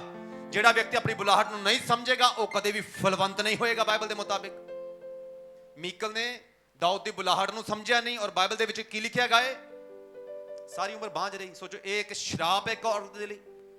ਬੱਚਾ ਹੀ ਨਾ ਹੋਣਾ ਇੱਕ ਬਹੁਤ ਵੱਡਾ ਸ਼ਰਾਪ ਹੈ, ਬੜੀ ਵੱਡੀ ਲਾਨਤ ਹੈ। ਕਿੰਨੇ ਜਣੇ ਚਾਹੁੰਦੇ ਨੇ ਅਸੀਂ ਵੀ ਬਰਕਤਾਂ ਨੂੰ ਜਨਮ ਦਈਏ? ਇੱਕ ਹੀ ਸ਼ਰਤ ਹੈ, ਪ੍ਰਭੂ ਕਹਿੰਦਾ ਤੁਸੀਂ ਨਹੀਂ ਚੁਣਿਆ, ਮੈਂ ਤੁਹਾਨੂੰ ਚੁਣਿਆ ਹੈ। ਜਿਹੜੇ ਪ੍ਰਭੂ ਨੇ ਸਾਨੂੰ ਚੁਣਿਆ ਹੈ ਨਾ, ਉਹਨੇ ਗੋਲ ਗੱਪੇ ਖਾਣ ਵਾਸਤੇ ਸਾਨੂੰ ਨਹੀਂ ਚੁਣਿਆ। ਮੈਨੂੰ ਯਾਦ ਆ, ਕਈ ਵਾਰੀ ਮੇਰੀਆਂ ਗੱਲਾਂ ਸੁਣ ਕੇ ਸਾਡੀ ਟੀਮ ਵਾਲੇ ਹੱਸ ਪੈਂਦੇ, ਪਾਸਟਰ ਜੀ ਕਹਿੰਦੇ ਤੁਸੀਂ ਸੋਚਦੇ ਆ ਕਿ ਸਿੱਧਾ ਹੀ ਕਹਿ ਦਿੰਦੇ ਆ। ਇੱਕ ਭੈਣ ਸੀਗੀ, ਪਹਿਲਾਂ ਵੀ ਮੈਂ ਗੱਲ ਦੱਸੀ ਆ, ਕੋਈ ਵਿਅਕਤੀ ਸੀ ਆਪਣੇ ਆਪ ਨੂੰ ਪਾਸਟਰ ਕਹਿੰਦਾ ਸੀ, ਉਹਨੇ ਨਾ ਉਸ ਭੈਣ ਦੇ ਅੰਦਰ ਇੰਨੀ ਨੈਗੇਟਿਵਿਟੀ ਭਰ ਦਿੱਤੀ, ਉਹਨੂੰ ਚਾਰੇ ਪਾਸੇ ਦੁਸ਼ਟ ਆਤਮਾ ਨਜ਼ਰ ਆਉਣੀਆਂ ਸ਼ੁਰੂ ਹੋ ਗਈਆਂ। ਇੱਧਰ ਦੁਸ਼ਟ ਆਤਮਾ, ਇੱਧਰ ਦੁਸ਼ਟ ਆਤਮਾ, ਜਿੱਧਰ ਵੇਖੇ ਦੁਸ਼ਟ ਆਤਮਾ। ਫੋਨ ਆਇਆ ਉਹਨਾਂ ਦਿਨਾਂ 'ਚ, ਪਾਸਟਰ ਜੀ ਆ ਫਲਾਨੀ ਭੈਣ ਹੈ ਕਿ ਇਸ ਤਰ੍ਹਾਂ ਪ੍ਰੋਬਲਮ ਹੋ ਗਈ। ਪ੍ਰਭੂ ਦੇ ਵਚਨ ਦੇ ਵਿੱਚੋਂ ਮੈਂ ਸਿਖਾਇਆ, ਉਹਨੂੰ ਘੱਟੋ ਘੱਟ ਅੱਧਾ ਘੰਟਾ ਦੱਸਿਆ, ਉਹਨੂੰ ਲੱਗਿਆ ਕਿ ਸਭ ਕੁਝ ਠੀਕ ਹੈ, ਓਕੇ ਆ। ਉਹ ਵਿਅਕਤੀ ਜੋ ਕਹਿ ਰਿਹਾ ਸੀ ਪਾਸਟਰ ਹੈਗਾ, ਉਹ ਕੁਝ ਸਮਝ ਤੋਂ ਬਿਨਾਂ ਹੀ ਕੁਝ ਗੱਲਾਂ ਬੋਲੀ ਜਾ ਰਿਹਾ ਸੀਗਾ। ਉਹ ਭੈਣ ਠੀਕ ਹੋ ਗਈ। ਅਗਲੇ ਦਿਨ ਕਾਲ ਆਇਆ, ਠੀਕ ਹੈ ਜੀ ਸਭ ਕੁਝ ਓਕੇ ਹੈ। ਤੀਜੇ ਦਿਨ ਉਹ ਬੰਦਾ ਫੇਰ ਘਰੇ ਆ ਗਿਆ, ਕਹਿੰਦਾ ਤੁਹਾਡੇ ਘਰੇ ਦੁਸ਼ਟ ਆਤਮਾ ਇਹ ਉਹ ਐਸਾ ਵੈਸਾ। ਮੈਂ ਪ੍ਰਭੂ ਦੇ ਵਚਨ ਚੋਂ ਮੈਂ ਬੜਾ ਪਰੇਸ਼ਾਨ। ਮੈਂ ਕਿਹਾ ਮੈਂ ਅੱਧਾ ਘੰਟਾ ਲਾ ਕੇ ਵਚਨ ਦੱਸਿਆ ਹੈਗਾ, ਪੱਲੇ ਕੁਝ ਨਹੀਂ ਪਿਆ ਹੈਗਾ। ਪਾਸਟਰ ਦਾ ਕੰਮ ਹੁੰਦਾ ਇਨਕਰੇਜ ਕਰਨਾ, ਨਾ ਕਿ ਡਿਸਕਰੇਜ ਕਰਨਾ। ਜਦੋਂ ਭੈਣ ਦੀ ਦੂਸਰੀ ਵਾਰੀ ਮੇਰੇ ਨਾਲ ਗੱਲ ਹੋਈ ਨਾ, ਪਾਸਟਰ ਜੀ ਫੇਰ ਉਵੇਂ ਹੋ ਗਿਆ। ਮੈਂ ਕਿਹਾ ਭੈਣ ਜੀ ਬਾਈਬਲ 'ਚ ਲਿਖਿਆ ਸਾਨੂੰ ਸਵਰਗਦੂਤ ਦਿੱਤੇ ਗਏ ਨੇ, ਤੇ ਮੈਂ ਕਿਹਾ ਇੰਨੇ ਸਵਰਗਦੂਤ ਇਕੱਠੇ ਹੋ ਕੇ ਸੀਪ ਖੇਡਦੇ ਹੋਣਗੇ। ਮੈਂ ਕਿਹਾ ਤੁਹਾਡੀ ਰਾਖੀ ਵਾਸਤੇ ਹੈਗੇ ਨੇ। ਸਾਨੂੰ ਐਂ ਲੱਗਦਾ ਸਵਰਗਦੂਤ ਦਿੱਤੇ ਉਹ ਸੀਪ ਖੇਡਣ ਵਾਸਤੇ ਨਹੀਂ ਹੈਗੇ, ਉਹ ਕੁਲਫੀਆਂ ਖਾਣ ਨੂੰ ਨਹੀਂ ਪਰਮੇਸ਼ਰ ਨੇ ਦਿੱਤੇ, ਉਹ ਹਵਾ 'ਚ ਉੱਡਣ ਵਾਸਤੇ ਨਹੀਂ ਦਿੱਤੇ, ਉਹ ਸਾਡੀ ਪ੍ਰੋਟੈਕਸ਼ਨ ਵਾਸਤੇ ਦਿੱਤੇ ਨੇ। ਫਿਰ ਛੁਟਕਾਰਾ ਉਸ ਭੈਣ ਦੇ ਜੀਵਨ ਦੇ ਵਿੱਚ ਆਇਆ। ਸਾਨੂੰ ਸਮਝਣਾ ਪੈਣਾ ਕੁਝ ਗੱਲਾਂ ਨੂੰ। ਅਸੀਂ ਚੁਣੇ ਗਏ ਹਾਂ, ਸਾਨੂੰ ਆਪਣੇ ਚੁਣੇ ਜਾਣ ਨੂੰ ਸਮਝਣਾ ਪੈਣਾ ਹੈ। ਪਰਮੇਸ਼ਰ ਨੇ ਕਿਸੇ ਕੰਮ ਦੇ ਲਈ ਸਾਨੂੰ ਚੁਣਿਆ ਹੈ, ਉਹ ਕੀ ਕੰਮ ਹੈ ਸਾਨੂੰ ਲੱਭਣਾ ਪੈਣਾ ਹੈ। ਪ੍ਰਭੂ ਦੇ ਵਚਨ ਦੇ ਵਿੱਚ ਜਾਣਾ ਪੈਣਾ ਹੈ। ਦਾਊਦ ਤਾਂ ਸਮਝ ਗਿਆ ਸੀ ਮੇਰਾ ਚੁਣਾਵ ਹੋਇਆ ਇਸ ਕੰਮ ਦੇ ਲਈ, ਉਹਦੀ ਘਰ ਵਾਲੀ ਸਮਝੀ ਨਹੀਂ। ਫਿਰ ਦਾਊਦ ਪਿੱਛੇ ਮੁੜ ਕੇ ਗਿਆ, ਪ੍ਰਭੂ ਦੇ ਕੋਲ ਮਾਫੀਆਂ ਮੰਗੀਆਂ, ਪ੍ਰਭੂ ਜੀ ਬੱਚਾ ਚਾਹੀਦਾ ਹੈਗਾ ਏ। ਨਹੀਂ, ਉਹ ਸਿਰਫ ਆਪਣੇ ਚੁਣਾਵ ਨੂੰ ਫੜ ਕੇ ਰੱਖਦਾ ਹੈਗਾ ਏ। ਉਹ ਔਰ ਉਹਦੀ ਵਾਈਫ ਜਦੋਂ ਉਹਨੂੰ ਰੱਦ ਕਰਦੀ ਹੈ, ਬਾਈਬਲ ਦੇ ਵਿੱਚ ਲਿਖਿਆ ਹੈ ਪਰਮੇਸ਼ਰ ਦਾ ਹੱਥ ਉਹਦੇ ਜੀਵਨ ਦੇ ਵਿੱਚੋਂ ਚਲਾ ਜਾਂਦਾ ਏ, ਔਰ ਆਪਣੇ ਜੀਵਨ ਚੋਂ ਕਦੇ ਵੀ ਉਹ ਪ੍ਰੈਗਨੈਂਟ ਨਹੀਂ ਹੋਈ, ਔਰ ਬਾਈਬਲ 'ਚ ਲਿਖਿਆ ਉਹ ਬਾਂਝ ਰਹਿ ਗਈ। ਅੱਜ ਤੁਸੀਂ ਜਿੰਨੇ ਜਣੇ ਇੱਥੇ ਬੈਠੇ ਹੋ, ਅਗਰ ਚਾਹੁੰਦੇ ਹੋ ਨਾ ਸਾਡੇ ਜੀਵਨਾਂ 'ਚ ਅਸੀਂ ਬਾਂਝ ਨਾ ਰਹੀਏ, ਪ੍ਰਾਰਥਨਾ ਕਰੀਏ ਉੱਤਰ ਆਵੇ ਤੁਰੰਤ, ਪਰਮੇਸ਼ਰ ਜਵਾਬ ਦੇਵੇ ਤੁਰੰਤ, ਤੁਹਾਨੂੰ ਸਮਝਣਾ ਪੈਣਾ ਹੈ ਪਰਮੇਸ਼ਰ ਨੇ ਸੱਦਿਆ ਕਿਸ ਲਈ ਹੈ ਮੈਨੂੰ। ਤੁਹਾਨੂੰ ਪਤਾ ਬਾਈਬਲ ਕਿ ਤੁਹਾਨੂੰ ਰਾਜੇ ਕਹਿੰਦੀ, ਕਿੰਨੇ ਇਹਨਾਂ ਨੂੰ ਪਤਾ ਬਾਈਬਲ ਸਾਨੂੰ ਰਾਜਾ ਵੀ ਕਹਿੰਦੀ ਹੈਗੀ ਆ? ਕਿੰਨੇ ਇਹਨਾਂ ਨੂੰ ਪਤਾ ਹੈਗਾ? ਤੁਹਾਡੇ ਨਾਲ ਕੌਣ ਬੈਠਾ ਹੋਇਆ? ਉੱਚੀ ਬੋਲ ਕੇ ਦੱਸੋ, ਕੌਣ ਬੈਠਾ ਹੈਗਾ? ਰਾਜਾ ਬੈਠਾ ਹੋਇਆ ਨਾਲ ਤੁਹਾਡੇ।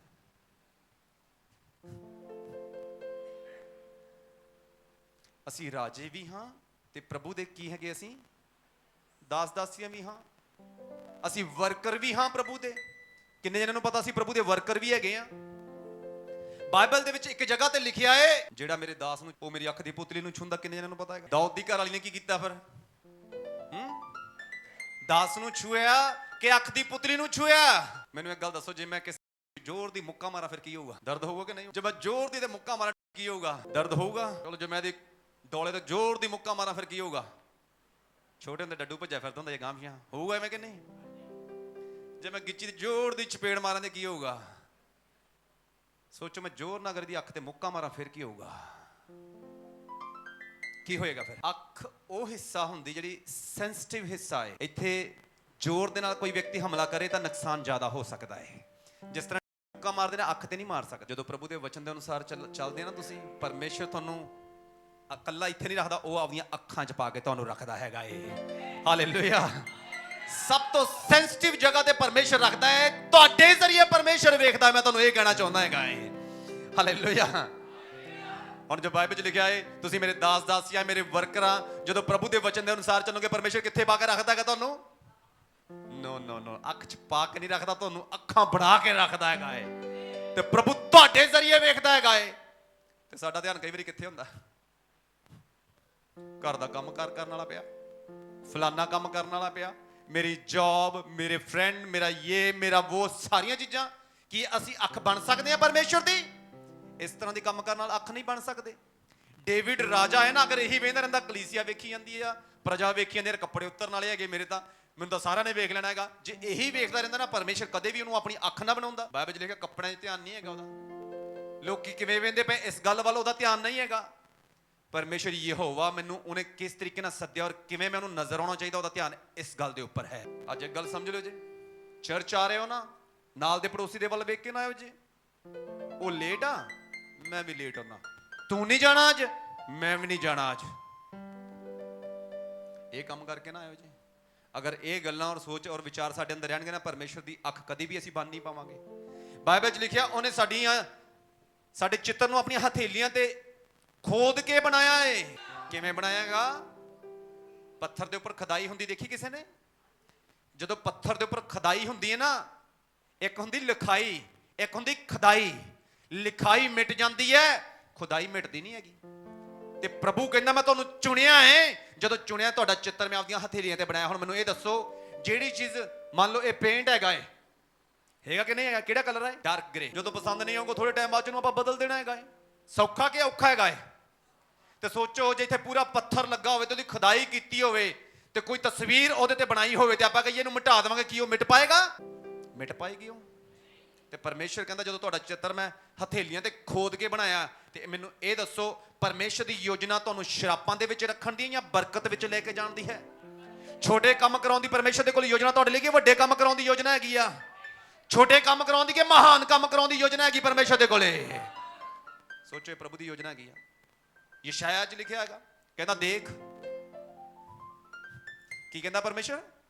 ਦੇਖ ਮੈਂ ਤੇਰਾ ਚਿੱਤਰ ਕਿੱਥੇ ਬਣਾਇਆ। ਕੀ ਕਹਿੰਦਾ ਪਰਮੇਸ਼ਰ? ਪਹਿਲੇ ਨੰਬਰ ਤੇ ਉੱਚੀ ਬੋਲ ਕੇ ਦੱਸੋ ਕੀ ਕਹਿੰਦਾ ਪਰਮੇਸ਼ਰ? ਇਹ ਸ਼ਬਦ ਨੂੰ ਉੱਚੀ ਦੇ ਨਾਲ ਬੋਲੋ ਪੂਰੀ ਤਾਕਤ ਨਾਲ। ਦੇਖ ਮੈਂ ਤੇਰਾ ਚਿੱਤਰ ਖੋਦ ਕੇ ਹਥੇਲੀਆਂ ਤੇ ਬਣਾਇਆ। ਦਾਊਦ ਦੀ ਘਰ ਵਾਲੀ ਨੂੰ ਤਾਂ ਆਪਦੇ ਘਰ ਵਾਲੇ ਦਾ ਨੰਗਾ ਪਿੰਡਾ ਹੀ ਨਜ਼ਰ ਆ ਰਿਹਾ ਹੈ, ਉਹਨੂੰ ਪਿੱਛੇ ਜੋ ਪ੍ਰਭੂ ਦਾ ਵਚਨ ਆ ਰਿਹਾ ਹੈ ਉਹ ਨਜ਼ਰ ਨਹੀਂ ਆ ਰਿਹਾ। ਹੁਣ ਮੈਨੂੰ ਇਹ ਦੱਸੋ ਜਦੋਂ ਦਾਊਦ ਨੂੰ ਵੇਖ ਕੇ ਉਹਨੇ ਦਾਊਦ ਦੀ ਇਨਸਲਟ ਕੀਤੀ, ਵਾਚਾ ਦਾ ਸੰਦੂਕ ਨਹੀਂ ਵੇਖਿਆ, ਆਸ਼ੀਸ਼ ਆਈ, ਸ਼ਰਾਪ ਆਇਆ। ਕੀ ਆਏਗਾ? ਸ਼ਰਾਪ ਆਇਆ ਹੈਗਾ। ਪ੍ਰਭੂ ਨੇ ਮੈਨੂੰ ਚੁਣਿਆ ਹੈ, ਮੈਂ ਉਹਨੂੰ ਚੁਣਿਆ ਨਹੀਂ ਹੈ। ਜਦੋਂ ਮੈਂ ਇਸ ਗੱਲ ਨੂੰ ਸਮਝਾਂਗਾ ਫੇਰ ਨਜ਼ਰ ਆਏਗਾ ਕਿ ਉਹਦੀ ਹਥੇਲੀ ਦੇ ਉੱਪਰ ਮੇਰਾ ਚਿੱਤਰ ਬਣਿਆ ਹੋਇਆ ਹੈ। ਮੈਂ ਕੋਈ ਆਮ ਵਿਅਕਤੀ ਨਹੀਂ, ਮੈਂ ਬਹੁਤ ਜ਼ਿਆਦਾ ਖਾਸ ਹੈਗਾ ਹੈ। ਔਰ ਬਾਈਬਲ 'ਚ ਲਿਖਿਆ ਜਦੋਂ ਮੈਂ ਇਹਨਾਂ ਗੱਲਾਂ ਨੂੰ ਸਮਝ ਜਾਂਦਾ ਹੈ, ਪਰਮੇਸ਼ਰ ਅੱਖਾਂ 'ਚ ਨਹੀਂ ਰੱਖਦਾ ਬਲਕਿ ਮੈਨੂੰ ਆਪਣੀਆਂ ਅੱਖਾਂ ਬਣਾ ਲੈਂਦਾ ਹੈ। ਉਹ ਮੇਰੇ ਜ਼ਰੀਏ ਇਸ ਧਰਤੀ ਦੇ ਉੱਪਰ ਵੇਖਣਾ ਚਾਹੁੰਦਾ ਹੈ। ਸਾਰੇ ਨੇ ਬੋਲੋ, ਪਰਮੇਸ਼ਰ ਮੇਰੇ ਜ਼ਰੀਏ ਇਸ ਧਰਤੀ ਦੇ ਉੱਪਰ ਵੇਖਣਾ ਚਾਹੁੰਦਾ ਹੈ। ਮੇਰੇ ਜ਼ਰੀਏ ਪਰਮੇਸ਼ਰ ਕੰਮ ਕਰਨਾ ਚਾਹੁੰਦਾ ਹੈ। ਮੇਰੇ ਜ਼ਰੀਏ ਪਰਮੇਸ਼ਰ ਵੱਡੇ ਕੰਮਾਂ ਨੂੰ ਕਰਨਾ ਚਾਹੁੰਦਾ ਹੈ। ਇਹੀ ਮੇਰੀ ਬੁਲਾਹਟ ਹੈ ਔਰ ਇਹਦੇ ਲਈ ਮੈਂ ਚੁਣਿਆ ਗਿਆ ਹਾਂ। ਹਾਲੇਲੂਇਆ। ਕਹਿੰਦਾ ਜਿਹੜਾ ਕੋਈ ਤੁਹਾਨੂੰ ਛੂੰਹਦਾ ਹੈ ਉਹ ਮੇਰੀ ਅੱਖ ਦੀ ਪੁਤਲੀ ਨੂੰ ਛੂੰਹਦਾ ਹੈਗਾ। ਸੋਚੋ, ਅੱਖ ਦੀ ਪੁਤਲੀ ਮਤਲਬ ਉਹ ਹਿੱਸਾ ਜਿਹੜਾ ਬੜਾ ਨਾਜ਼ੁਕ ਹੈ, ਉਹ ਸਾਨੂੰ ਪਰਮੇਸ਼ਰ ਬਣਾ ਕੇ ਰੱਖਣਾ ਚਾਹੁੰਦਾ ਹੈ, ਪਰ ਸਾਨੂੰ ਆਪਣੀ ਬੁਲਾਹਟ ਨੂੰ ਸਮਝਣਾ ਪਏਗਾ। ਸਾਡੀ ਬੁਲਾਹਟ 'ਚ ਅਗਰ ਕੋਈ ਵਿਅਕਤੀ ਗੜਬੜੀ ਕਰਨ ਦੇ ਲਈ ਆਏਗਾ, ਸ਼ੈਤਾਨ ਗੜਬੜੀ ਕਰਨ ਦੇ ਲਈ ਆਏਗਾ, ਪ੍ਰਭੂ ਘੁੱਟਿਆਂ ਤੇ ਲੈ ਕੇ ਆਏਗਾ ਉਹਨੂੰ। ਸਦਰਕ ਮੇਸ਼ਕ ਅਬੇਦਨਗੋ ਆਪਣੀ ਬੁਲਾਹਟ ਨੂੰ ਸਮਝ ਰਹੇ ਗਏ ਨੇ ਕਿ ਅਸੀਂ ਤਾਂ ਯਹੋਵਾ ਪਰਮੇਸ਼ਰ ਦੀ ਆਰਾਧਨਾ ਕਰਨ ਦੇ ਲਈ ਚੁਣੇ ਗਏ ਆ, ਉਹਦੇ ਵਚਨ ਦੇ ਅਨੁਸਾਰ ਚੱਲਣ ਦੇ ਲਈ ਚੁਣੇ ਗਏ ਆ। ਉਹਨਾਂ ਨੇ ਆਪਣੀ ਚਾਲ ਵਿਗਾੜੀ ਨਹੀਂ, ਆਪਣੀ ਚਾਲ ਆਪਣੀ ਬੁਲਾਹਟ ਦੇ ਅਨੁਸਾਰ ਰੱਖਦੇ ਨੇ। ਸਵਰਗ ਦਾ ਪਰਮੇਸ਼ਰ ਫਿਰ ਥੱਲੇ ਉਤਰੇ ਆਉਂਦਾ ਹੈਗਾ ਏ। ਆਪਣੀ ਚਾਲ ਪ੍ਰਭੂ ਦੇ ਨਾਲ ਸਹੀ ਰੱਖਿਓ ਜੇ ਸਵਰਗ ਦੇ ਪਰਮੇਸ਼ਰ ਨੂੰ ਆਪਣੇ ਜੀਵਨਾਂ 'ਚ ਉਤਰਦੇ ਹੋਏ ਔਰ ਕੰਮ ਕਰਦੇ ਹੋਏ ਤੁਸੀਂ ਵੀ ਦੇਖਣ ਦੇ ਲਈ ਜਾ ਰਹੇ ਹੈਗੇ ਹੋ। ਹਾਲੇਲੂਇਆ। ਮੈਂ ਤੁਹਾਨੂੰ ਦੱਸਣਾ ਚਾਹੁੰਦਾ, ਪਰਮੇਸ਼ਰ ਪੁਰਾਣਾ ਨਹੀਂ ਹੋ ਗਿਆ, ਉਹ ਪਰਮੇਸ਼ਰ ਬੁੱਢਾ ਨਹੀਂ ਹੋ ਗਿਆ, ਉਹ ਪਰਮੇਸ਼ਰ ਅੱਜ ਵੀ ਕੰਮ ਕਰਦਾ ਪਿਆ ਹੈਗਾ ਏ। ਪਰ ਤੁਹਾਨੂੰ ਆਪਣੀ ਬੁਲਾਹਟ ਨੂੰ ਸਮਝਣਾ ਪਏਗਾ। ਤੁਹਾਨੂੰ ਪਤਾ ਨੀਤੀ ਵਚਨ ਉਹਦਾ 31 ਅਧਿਆਇ 4 ਦੇ ਵਿੱਚ ਕੀ ਲਿਖਿਆ? ਬੜਾ ਜ਼ਬਰਦਸਤ ਵਚਨ ਲਿਖਿਆ ਹੈਗਾ। ਜਲਦੀ ਦੇ ਨਾਲ ਪੜਿਓ, ਉੱਥੇ ਕੀ ਲਿਖਿਆ ਨੀਤੀ ਵਚਨ 31 ਦੀ 4 ਦੇ ਵਿੱਚ। हे लमूएल राजाओं का दाख मधु पीना। ਦੁਬਾਰਾ ਪੜਿਓ ਜੀ। हे लमूएल ਹਾਂਜੀ, राजाओं का दाख मधु पीना उनको शोभा नहीं देता। ਹਾਲੇਲੂਇਆ। हालेलुया। ਬੋਲੋ, ਰਾਜਿਆਂ ਦਾ राजियां दा ਸ਼ਰਾਬ ਪੀਣਾ पीना ਉਹਨਾਂ ਨੂੰ ਸ਼ੋਭਾ ਨਹੀਂ ਦਿੰਦਾ। शोभा नहीं देता। ਕਿੰਨੇ ਜਣੇ ਰਾਜ ਇੱਥੇ ਹੈਗੇ ਨੇ? ਕਿੰਨੇ ਜਣੇ ਸ਼ਰਾਬ ਪੀਂਦੇ ਹੈਗੇ? ਉਹ ਸਾਰੇ ਪੀਂਦੇ ਆ, ਸਾਰੇ ਪੀਂਦੇ ਆ। ਮੈਂ ਭੈਣਾਂ ਨੂੰ ਵੀ ਕਹਿਣਾ ਚਾਹੂੰਗਾ, ਹੁਣ ਜਿਹੜੇ ਵੀਡੀਓ 'ਚ ਵੇਖਣ ਕੇ ਕਹਿੰਦੇ ਭੈਣਾਂ ਵੀ ਸ਼ਰਾਬ ਪੀਂਦੇ ਇਹਨਾਂ ਦੇ ਚਰਚ ਵਾਲੀਆਂ, ਮੈਂ ਤੁਹਾਨੂੰ ਦੱਸਣਾ ਚਾਹੁੰਦਾ ਕਿਹੜੀ ਸ਼ਰਾਬ ਆ। ਸ਼ਰਾਬ ਇੱਕ ਉਹ ਵੀ ਹੈ ਜਿਹਦੇ ਨਾਲ ਨਸ਼ਾ ਹੋ ਜਾਂਦਾ ਏ। ਇੱਕ ਅਜਿਹੀ ਸ਼ਰਾਬ ਆ ਜਿਹੜੀ ਸਾਨੂੰ ਸ਼ਰਾਬ ਨਹੀਂ ਲੱਗਦੀ। ਕਈਆਂ ਦੇ ਲਈ ਸ਼ਰਾਬ ਦਾ ਨਸ਼ਾ ਪਤਾ ਕੀ ਆ? ਉਹਨਾਂ ਦਾ ਕੰਮਕਾਰ ਉਹਨਾਂ ਦੇ ਲਈ ਨਸ਼ਾ ਬਣਿਆ ਹੋਇਆ ਸ਼ਰਾਬ ਦਾ। ਕਈਆਂ ਦੇ ਲਈ ਦੁਨੀਆਦਾਰੀ ਦੀ ਸੰਗਤੀ ਉਹਨਾਂ ਲਈ ਸ਼ਰਾਬ ਦੇ ਨਸ਼ੇ ਦੇ ਵਾਂਗੂ ਹੈ, ਜੋ ਠੀਕ ਨਹੀਂ ਹੈ। ਬਾਈਬਲ 'ਚ ਲਿਖਿਆ ਰਾਜਿਆਂ ਨੂੰ ਇਹ ਗੱਲਾਂ ਸ਼ੋਭਾ ਨਹੀਂ ਦਿੰਦੀਆਂ। ਕਈਆਂ ਦੇ ਲਈ ਸ਼ਰਾਬ ਕੱਲੀ ਉਹ ਸ਼ਰਾਬ ਨਹੀਂ ਜਿਹਨੂੰ ਅਸੀਂ ਕਹਿ ਦਿੰਦੇ ਕਿ ਹਾਂ ਦੁਨੀਆਦਾਰੀ ਤੌਰ ਤੇ ਵਿਆਹਾਂ ਸ਼ਾਦੀਆਂ ਸਾਰੇ ਪੀਂਦੇ, ਉਹ ਸ਼ਰਾਬ ਨਹੀਂ। ਕਈਆਂ ਨੂੰ ਆਪਣੇ ਕੰਮਾਂ ਕਾਰਾਂ ਦਾ ਨਸ਼ਾ, ਕਈਆਂ ਨੂੰ ਯਾਰੀ ਦੋਸਤੀ ਦਾ ਨਸ਼ਾ ਹੈਗਾ, ਕਈਆਂ ਨੂੰ ਘੁੰਮਣ ਫਿਰਨ ਦਾ ਨਸ਼ਾ ਹੈਗਾ, ਕਈਆਂ ਨੂੰ ਪ੍ਰਾਰਥਨਾ ਨਾ ਕਰਨ ਦਾ ਨਸ਼ਾ। ਬਾਈਬਲ 'ਚ ਲਿਖਿਆ ਇਹ ਗੱਲਾਂ ਸ਼ੋਭਾ ਨਹੀਂ ਦਿੰਦੀਆਂ, ਸ਼ਰਮਿੰਦਗੀ ਵਾਲੀਆਂ ਗੱਲਾਂ ਨੇ ਰਾਜੇ ਦੇ ਲਈ। ਕਿੰਨੇ ਨੇ ਰਾਜੇ ਇੱਥੇ ਹੈਗੇ? ਕੋਈ ਕੰਮਾਂ ਕਾਰਾਂ ਲਈ ਸ਼ਰਾਬ ਪੀ ਜਾਂਦਾ, ਕੋਈ ਦੂਸਰੀ ਸ਼ਰਾਬ ਪੀ ਜਾਂਦਾ ਜਿਹੜੀ ਦੁਕਾਨਾਂ ਤੇ ਮਿਲੀ ਜਾਂਦੀ ਹੈ, ਕੋਈ ਯਾਰੀ ਦੋਸਤੀ ਉਹਨਾਂ ਦੇ ਨਾਲ ਬਿਜ਼ੀ ਹੈ, ਉਹ ਵੀ ਇੱਕ ਨਸ਼ਾ ਸ਼ਰਾਬ ਦੇ ਵਾਂਗੂ। ਪ੍ਰਭੂ ਦਾ ਵਚਨ ਕਹਿੰਦਾ ਇਹ ਗੱਲਾਂ ਬੜੀ ਸ਼ਰਮ ਵਾਲੀਆਂ ਨੇ, ਸਿਆਣੀਆਂ ਗੱਲਾਂ ਨਹੀਂ ਹੁੰਦੀਆਂ। ਰਾਜਾ ਨੂੰ ਇਹ ਗੱਲਾਂ ਵਧੀਆ ਜਿਹੜੀਆਂ ਸ਼ੋਭਾ ਹੀ ਨਹੀਂ ਦਿੰਦੀਆਂ। ਕਈਆਂ ਨੂੰ ਤਾਂ ਸ਼ਰਾਬ ਦੇ ਵਾਂਗੂ ਇਹੋ ਜਿਹਾ ਨਸ਼ਾ ਏ, ਸਾਰੀ ਦਿਹਾੜੀ ਸਮੱਸਿਆਵਾਂ ਵੀ ਬੋਲੀ ਜਾਂਦੇ ਆ। ਇਹ ਕਦੋਂ ਠੀਕ ਹੋਣਗੀਆਂ, ਕਦੋਂ ਠੀਕ ਹੋਣਗੀਆਂ, ਕਦੋਂ ਠੀਕ ਹੋਣਗੀਆਂ, ਕਦੋਂ ਇਹ ਗੱਲਾਂ ਬਦਲਣਗੀਆਂ, ਕਦੋਂ ਗੱਲਾਂ ਬਦਲਣਗੀਆਂ। ਇਹ ਉਦੋਂ ਬਦਲਣਗੀਆਂ ਜਦੋਂ ਅਸੀਂ ਆਪਣੀ ਸੋਚ ਨੂੰ ਬਦਲ ਲਵਾਂਗੇ। ਕਿੰਨੇ ਨੂੰ ਪਤਾ ਲੱਗਿਆ ਅਸੀਂ ਰਾਜੇ ਤਾਂ ਹੈਗੇ, ਪਰ ਕਈਆਂ ਨੂੰ ਆਪਦੇ ਕੰਮ ਕਰਦਾ ਨਸ਼ਾ। ਕਈਆਂ ਨੂੰ ਚਿੰਤਾਵਾਂ ਪਰੇਸ਼ਾਨੀਆਂ ਨਜ਼ਰ ਆ ਜਾਂਦੀਆਂ, ਚਿੰਤਾਵਾਂ ਪਰੇਸ਼ਾਨੀਆਂ ਦਾ ਕਈਆਂ ਨੂੰ ਨਸ਼ਾ ਹੈਗਾ ਏ। ਦਾਊਦ ਦੀ ਘਰ ਵਾਲੀ ਨੂੰ ਤਾਂ ਇਹ ਚਾਹੀਦਾ ਸੀ ਜੇ ਦਾਊਦ ਨੱਚ ਨੱਚ ਕੇ ਆਰਾਧਨਾ ਕਰਦਾ ਆ ਰਿਹਾ ਏ, ਉਹ ਖਿੜਕੀ 'ਚ ਖੜੀ ਨਾ ਰਹਿੰਦੀ, ਭੱਜ ਕੇ ਜਾਂਦੀ, ਉਹ ਵੀ ਨੱਚ ਕੇ ਪ੍ਰਭੂ ਦੀ ਆਰਾਧਨਾ ਕਰਨ ਲੱਗ ਪੈਂਦੀ। ਤੇ ਜਦੋਂ ਨੱਚ ਕੇ ਆਰਾਧਨਾ ਕਰਦੀ, ਫਿਰ ਮੈਨੂੰ ਦੱਸੋ ਫਿਰ ਕੀ ਹੋਣਾ? ਕਿੱਥੇ ਇੱਕ ਜਵਾਕ ਨੂੰ ਤਰਸਦੀ ਰਹੀ, ਕਿੱਥੇ ਜਵਾਕਾਂ ਦੀਆਂ ਲੈਣਾ ਹੀ ਲੱਗ ਜਾਣੀਆਂ ਸੀਗੀਆਂ, ਬਰਕਤਾਂ ਹੀ ਬਰਕਤਾਂ ਆ ਜਾਣੀਆਂ ਸੀ ਕਿ ਨਹੀਂ ਆ ਜਾਣੀਆਂ ਸੀਗੀਆਂ।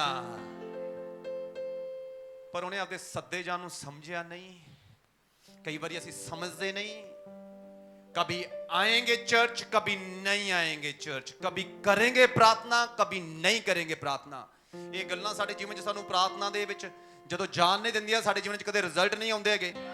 ਸਾਨੂੰ ਕੁਝ ਗੱਲਾਂ ਨੂੰ ਸਮਝਣਾ ਪੈਣਾ ਹੈਗਾ। ਇੱਕ ਵਚਨ ਨਾਲ ਧਿਆਨ ਦੇਣਾ। ਹੁਣ ਅੱਜ ਦਾ ਵਚਨ ਪੜ੍ਹਨ ਦੇ ਲਈ ਜਾ ਰਹੇ, ਬੜੇ ਧਿਆਨ ਦੇ ਨਾਲ ਸੁਣਿਓ ਜੀ। ਦੂਸਰਾ ਕਰੰਥੀਓ 10ਵਾਂ ਅਧਿਆਇ ਪਹਿਲੀ ਆਇਤ ਤੋਂ ਪੜ੍ਹ ਲਿਓ ਜੀ। ਹੁਣ ਧਿਆਨ ਦੇ ਨਾਲ ਵਚਨ ਸੁਣ ਲਿਓ ਜੀ, ਸਮਝ ਲਿਓ ਜੀ।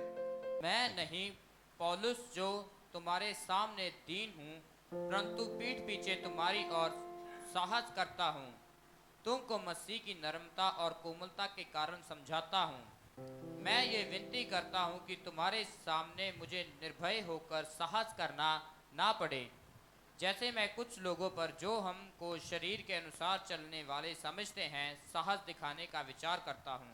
क्योंकि यद्यपि हम शरीर में चलते फिरते हैं तो भी शरीर के अनुसार नहीं लड़ते, क्योंकि हमारी लड़ाई के हथियार शारीरिक नहीं पर गढ़ों को ढा देने के लिए परमेश्वर के द्वारा सामर्थ्य है। इसलिए हम कल्पनाओं का और हर एक ऊंची बात का जो परमेश्वर के पहचान के विरोध में उठती है खंडन करते हैं, और हर एक भावना को कैद करके मसीह का आज्ञाकारी बना देते हैं। Hallelujah, hallelujah. बाइबल में लिखेगा हर, इसलिए हम कल्पनाओं का और हर एक ऊंची बात का जो परमेश्वर की पहचान के विरोध में उठती है खंडन करते हैं। कल्पना हैगी आ, ਉੱਚੀ ਗੱਲ ਹੈਗੀ ਆ, ਔਰ ਹਰ ਇੱਕ ਜਿਹੜੀ ਇੱਛਾ ਹੈਗੀ ਆ। ਬਾਈਬਲ 'ਚ ਲਿਖਿਆ ਹਰ ਇੱਕ ਕਲਪਨਾ, ਹਰ ਇੱਕ ਭਾਵਨਾ ਜਿਹੜੀ ਪਰਮੇਸ਼ਰ ਦੀ ਇੱਛਾ ਦੇ ਵਿਰੋਧ ਦੇ ਵਿੱਚ ਉੱਠਦੀ ਆ, ਹਰ ਇੱਕ ਉੱਚੀ ਗੱਲ। ਪੌਲੁਸ ਕਹਿੰਦਾ ਕੀ ਕਰਦੇ ਅਸੀਂ? ਉਹਦਾ ਪਹਿਲੇ ਨੰਬਰ ਤੇ ਖੰਡਨ ਕਰਦੇ ਆ, ਫਿਰ ਕਹਿੰਦੇ ਉਹਨੂੰ ਕੈਦ ਕਰ ਲੈਂਦੇ ਆ, ਤੇ ਫਿਰ ਕਿਹਦਾ ਆਗਿਆਕਾਰੀ ਬਣਾ ਦਿੰਦੇ ਆ? ਮਸੀਹ ਦਾ ਆਗਿਆਕਾਰੀ ਬਣਾ ਦਿੰਦੇ ਆ। ਹਰ ਇੱਕ ਗੱਲ ਜਿਹੜੀ ਮਸੀਹ ਦੀ ਪਹਿਚਾਨ ਦੇ ਵਿਰੋਧ ਵਿੱਚ ਉੱਠਦੀ। ਮਸੀਹ ਦੀ ਪਹਿਚਾਨ ਸਾਡੇ ਅੰਦਰ, ਜੋ ਪਰਮੇਸ਼ਰ ਸਾਡੇ ਜ਼ਰੀਏ ਆਪਣੀ ਪਹਿਚਾਨ ਨੂੰ ਪ੍ਰਗਟ ਕਰਨਾ ਚਾਹੁੰਦਾ ਨਾ, ਸਾਨੂੰ ਅੱਖ ਵੀ ਬਣਾਉਣਾ ਚਾਹੁੰਦਾ ਹੈ ਆਪਣੀ। ਉਹ ਦੱਸਦਾ ਤੇਰਾ ਚਿੱਤਰ ਮੇਰੀਆਂ ਹਥੇਲੀਆਂ ਤੇ ਬਣਿਆ ਹੋਇਆ ਹੈ, ਤੈਨੂੰ ਕਿਸੇ ਖਾਸ ਮਕਸਦ, ਕਿਸੇ ਖਾਸ ਕੰਮ ਦੇ ਲਈ ਚੁਣਿਆ ਹੈ। ਇਹ ਪਰਮੇਸ਼ਰ ਦੀ ਪਹਿਚਾਨ ਜੋ ਸਾਡੇ ਜੀਵਨਾਂ ਦੇ ਜ਼ਰੀਏ ਪਰਮੇਸ਼ਰ ਪ੍ਰਗਟ ਕਰਨਾ ਚਾਹੁੰਦਾ ਹੈ। ਬਾਈਬਲ 'ਚ ਲਿਖਿਆ ਹੈ ਹਰ ਇੱਕ ਕਲਪਨਾ ਜਿਹੜੀ ਪਰਮੇਸ਼ਰ ਦੀ ਇੱਛਾ, ਉਹਦੀ ਪਹਿਚਾਨ ਦੇ ਵਿਰੋਧ 'ਚ ਉੱਠਦੀ ਹੈ। ਹੁਣ ਬਹੁਤ ਸਾਰੇ ਲੋਕੀ ਕਹਿਣਗੇ ਝੂਠ ਮਾਰਨਾ ਪਾਪ ਹੈਗਾ, ਝੂਠ ਮਾਰਨਾ ਪਾਪ ਹੈਗਾ, ਠੱਗੀ ਠੋਰੀ ਕਰਨਾ ਪਾਪ ਹੈ, ਖੂਨ ਕਰਨਾ ਪਾਪ ਆ, ਚੋਰੀ ਕਰਨਾ ਪਾਪ ਆ, ਵਿਚਾਰ ਕਰਨਾ ਪਾਪ ਹੈਗਾ।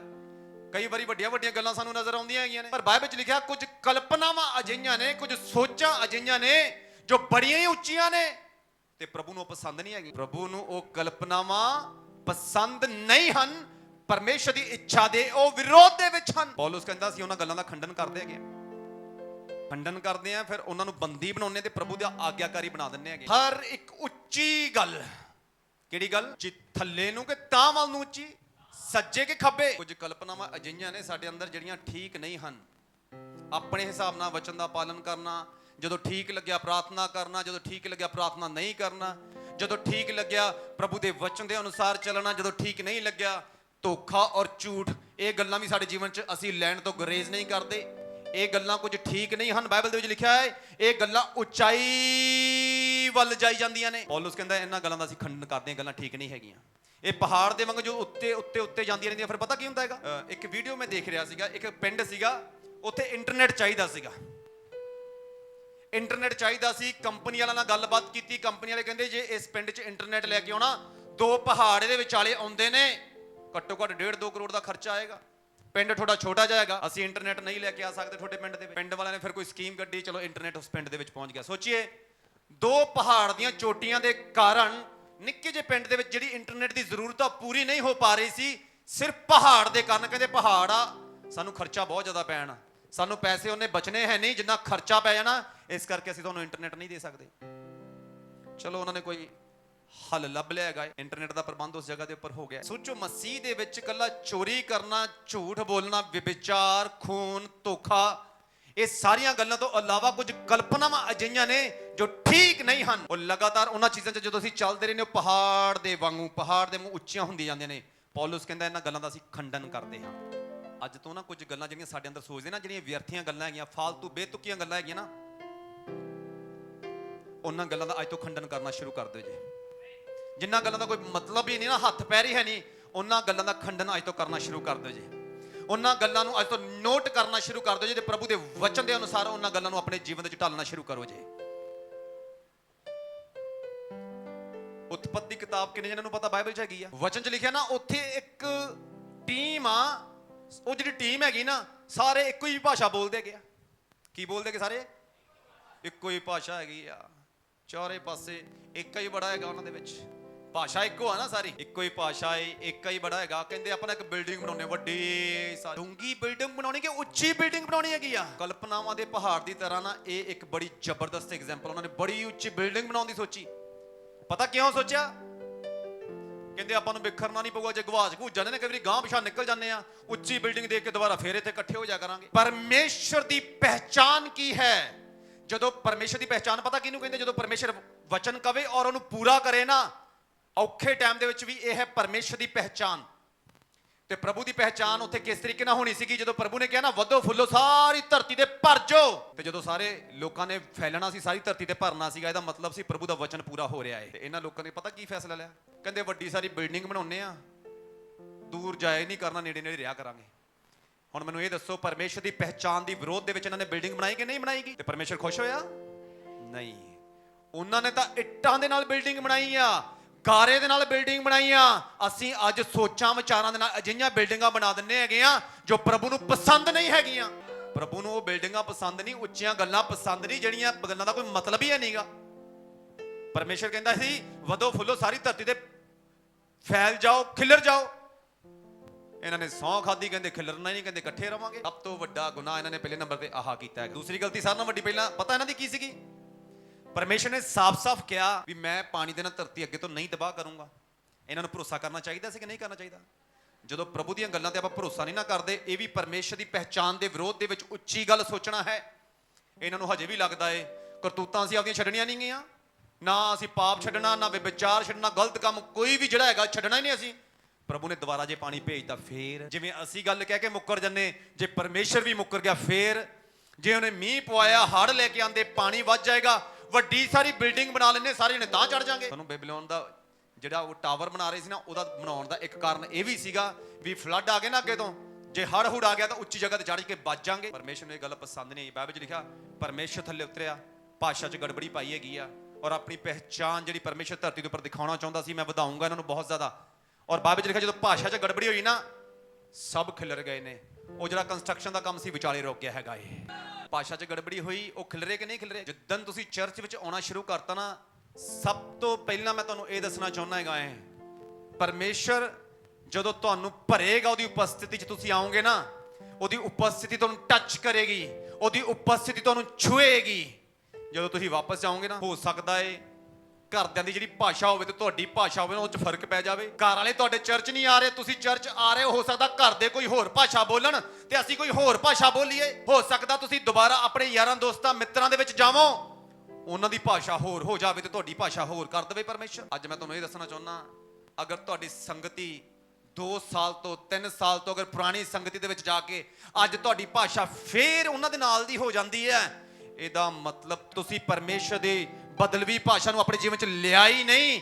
ਤੇ ਜਦੋਂ ਤੱਕ ਭਾਸ਼ਾ ਨਹੀਂ ਬਦਲੇਗੀ, ਵਾਧਾ ਵੀ ਨਹੀਂ ਆਏਗਾ। ਬੈਬੀਲੋਨ ਦੇ ਲੋਕਾਂ ਦੇ ਜੀਵਨ ਦੇ ਵਿੱਚ ਭਾਸ਼ਾ ਬਦਲੀ ਕਿ ਨਹੀਂ ਬਦਲੀ? ਬਦਲੀ ਹੈ ਕਿ ਨਹੀਂ ਬਦਲੀ? ਜਦੋਂ ਖਿਲਰ ਗਏ ਨੇ, ਵਾਧਾ ਆਇਆ ਕਿ ਨਹੀਂ ਆਇਆ? ਉਹ ਵਧਿਆ ਕਿ ਨਹੀਂ ਵਧੇ ਹੈਗੇ? ਪਰਮੇਸ਼ਰ ਉਹੀ ਭਾਸ਼ਾ ਦਾ ਬਦਲਾਵ ਤੁਹਾਡੇ ਜੀਵਨਾਂ 'ਚ ਲੈ ਕੇ ਆਉਣਾ ਚਾਹੁੰਦਾ ਹੈਗਾ ਏ। ਜਦੋਂ ਚਰਚ ਆਉਂਦੇ ਹੋ, ਚਰਚ ਵਾਲੀਆਂ ਗੱਲਾਂ ਘਰੇ ਜਾ ਕੇ ਵੀ ਬੋਲੋ, ਦੋਸਤਾਂ ਮਿੱਤਰਾਂ ਦੇ ਵਿੱਚ ਵੀ ਬੋਲੋ। ਅਗਰ ਉਹ ਗ੍ਰਹਿਣ ਕਰਦੇ ਨੇ ਠੀਕ ਨੇ, ਅਗਰ ਉਹ ਤੁਹਾਨੂੰ ਪਾਗਲ ਦੱਸਦੇ ਨੇ, ਧਾਰਮਿਕ ਦੱਸਦੇ ਨੇ, ਇਹਦਾ ਮਤਲਬ ਤੁਹਾਨੂੰ ਪਰਮੇਸ਼ਰ ਨੇ ਬਲੈਸ ਕਰ ਦਿੱਤਾ, ਤੁਹਾਡੀ ਭਾਸ਼ਾ ਨੂੰ ਪਰਮੇਸ਼ਰ ਨੇ ਬਦਲ ਦਿੱਤਾ ਹੈਗਾ ਏ। ਇਹਦਾ ਮਤਲਬ ਪਰਮੇਸ਼ਰ ਤੁਹਾਨੂੰ ਵਧਾਉਣ ਦੇ ਲਈ ਜਾ ਰਿਹਾ ਹੈ, ਪਰਮੇਸ਼ਰ ਦੂਰ ਤੱਕ ਲੈ ਕੇ ਜਾਣ ਦੇ ਲਈ ਜਾ ਰਿਹਾ ਏ। ਇਹ ਨਾ ਹੋਵੇ ਦੁਬਾਰਾ ਫੇਰ ਕਹੋ ਜੀ ਆਈਲੈਟਸ ਕਰ ਲੈਂਦੇ ਆ, 2-4 ਗਾਲਾਂ ਕੱਢੋ, ਮੇਰੀ ਭਾਸ਼ਾ ਦੁਬਾਰਾ ਹੀ ਮੈਨੂੰ ਯਾਦ ਆ ਜਾਣੀ ਹੈਗੀ ਆ। ਆਹ ਭਾਸ਼ਾ ਦੇ ਵਿੱਚ ਨਾ ਦੁਬਾਰਾ ਜਾਇਓ ਜੇ। ਉੱਥੇ ਜਦੋਂ ਭਾਸ਼ਾ 'ਚ ਗੜਬੜੀ ਹੋਈ ਨਾ, ਕੋਈ ਇੱਟਾਂ ਮੰਗੇ, ਕੋਈ ਕੀ ਫੜਾਈ ਜਾਵੇ, ਕੋਈ ਗਾਰਾ ਮੰਗੇ, ਕੁਝ ਹੋਰ ਹੀ ਫੜਾਈ ਜਾਵੇ, ਉੱਥੇ ਆਹ ਕੁਝ ਚੱਲ ਪਿਆ ਸੀਗਾ।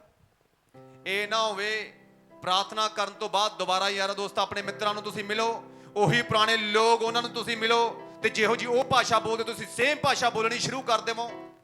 ਇਹ ਉਹੀ ਆ ਗੱਲਾਂ ਜੋ ਕਰੰਥੀਓ ਦੀ ਕਿਤਾਬ 'ਚ ਲਿਖੀ ਹੈ। ਹਰ ਇੱਕ ਕਲਪਨਾਵਾਂ ਦਾ ਪਹਾੜ ਜਿਹੜਾ ਪਰਮੇਸ਼ਰ ਦੀ ਇੱਛਾ ਦੇ ਵਿਰੋਧ 'ਚ ਉੱਠਦਾ ਏ।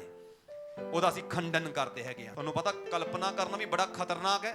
ਕਈ ਲੋਕਾਂ ਨੂੰ ਲੱਗਦਾ ਕਲਪਨਾ ਕਰਨ ਨਾਲ ਕੀ ਹੁੰਦਾ ਹੈਗਾ, ਪ੍ਰਾਰਥਨਾ ਕਰਦੇ ਆਪਾਂ, ਉਹ ਕੋਈ ਗੱਲ ਨਹੀਂ, ਬੋਲ ਬੋਲ ਕੇ ਕਲਪਨਾ ਸੋਚਣ ਨਾਲ ਕੀ ਹੁੰਦਾ, ਸੋਚਣ ਤੇ ਕਿਹੜਾ ਪੈਸੇ ਲੱਗਦੇ ਨੇ। ਮੈਂ ਤੁਹਾਨੂੰ ਦੱਸਣਾ ਚਾਹੁੰਦਾ ਹਾਂ, ਕੁਝ ਗੱਲਾਂ ਪਰਮੇਸ਼ਰ ਦੀ ਇੱਛਾ ਦੇ ਵਿਰੋਧ ਵਿੱਚ ਸੋਚਣਾ ਗੁਨਾਹ ਹੈ।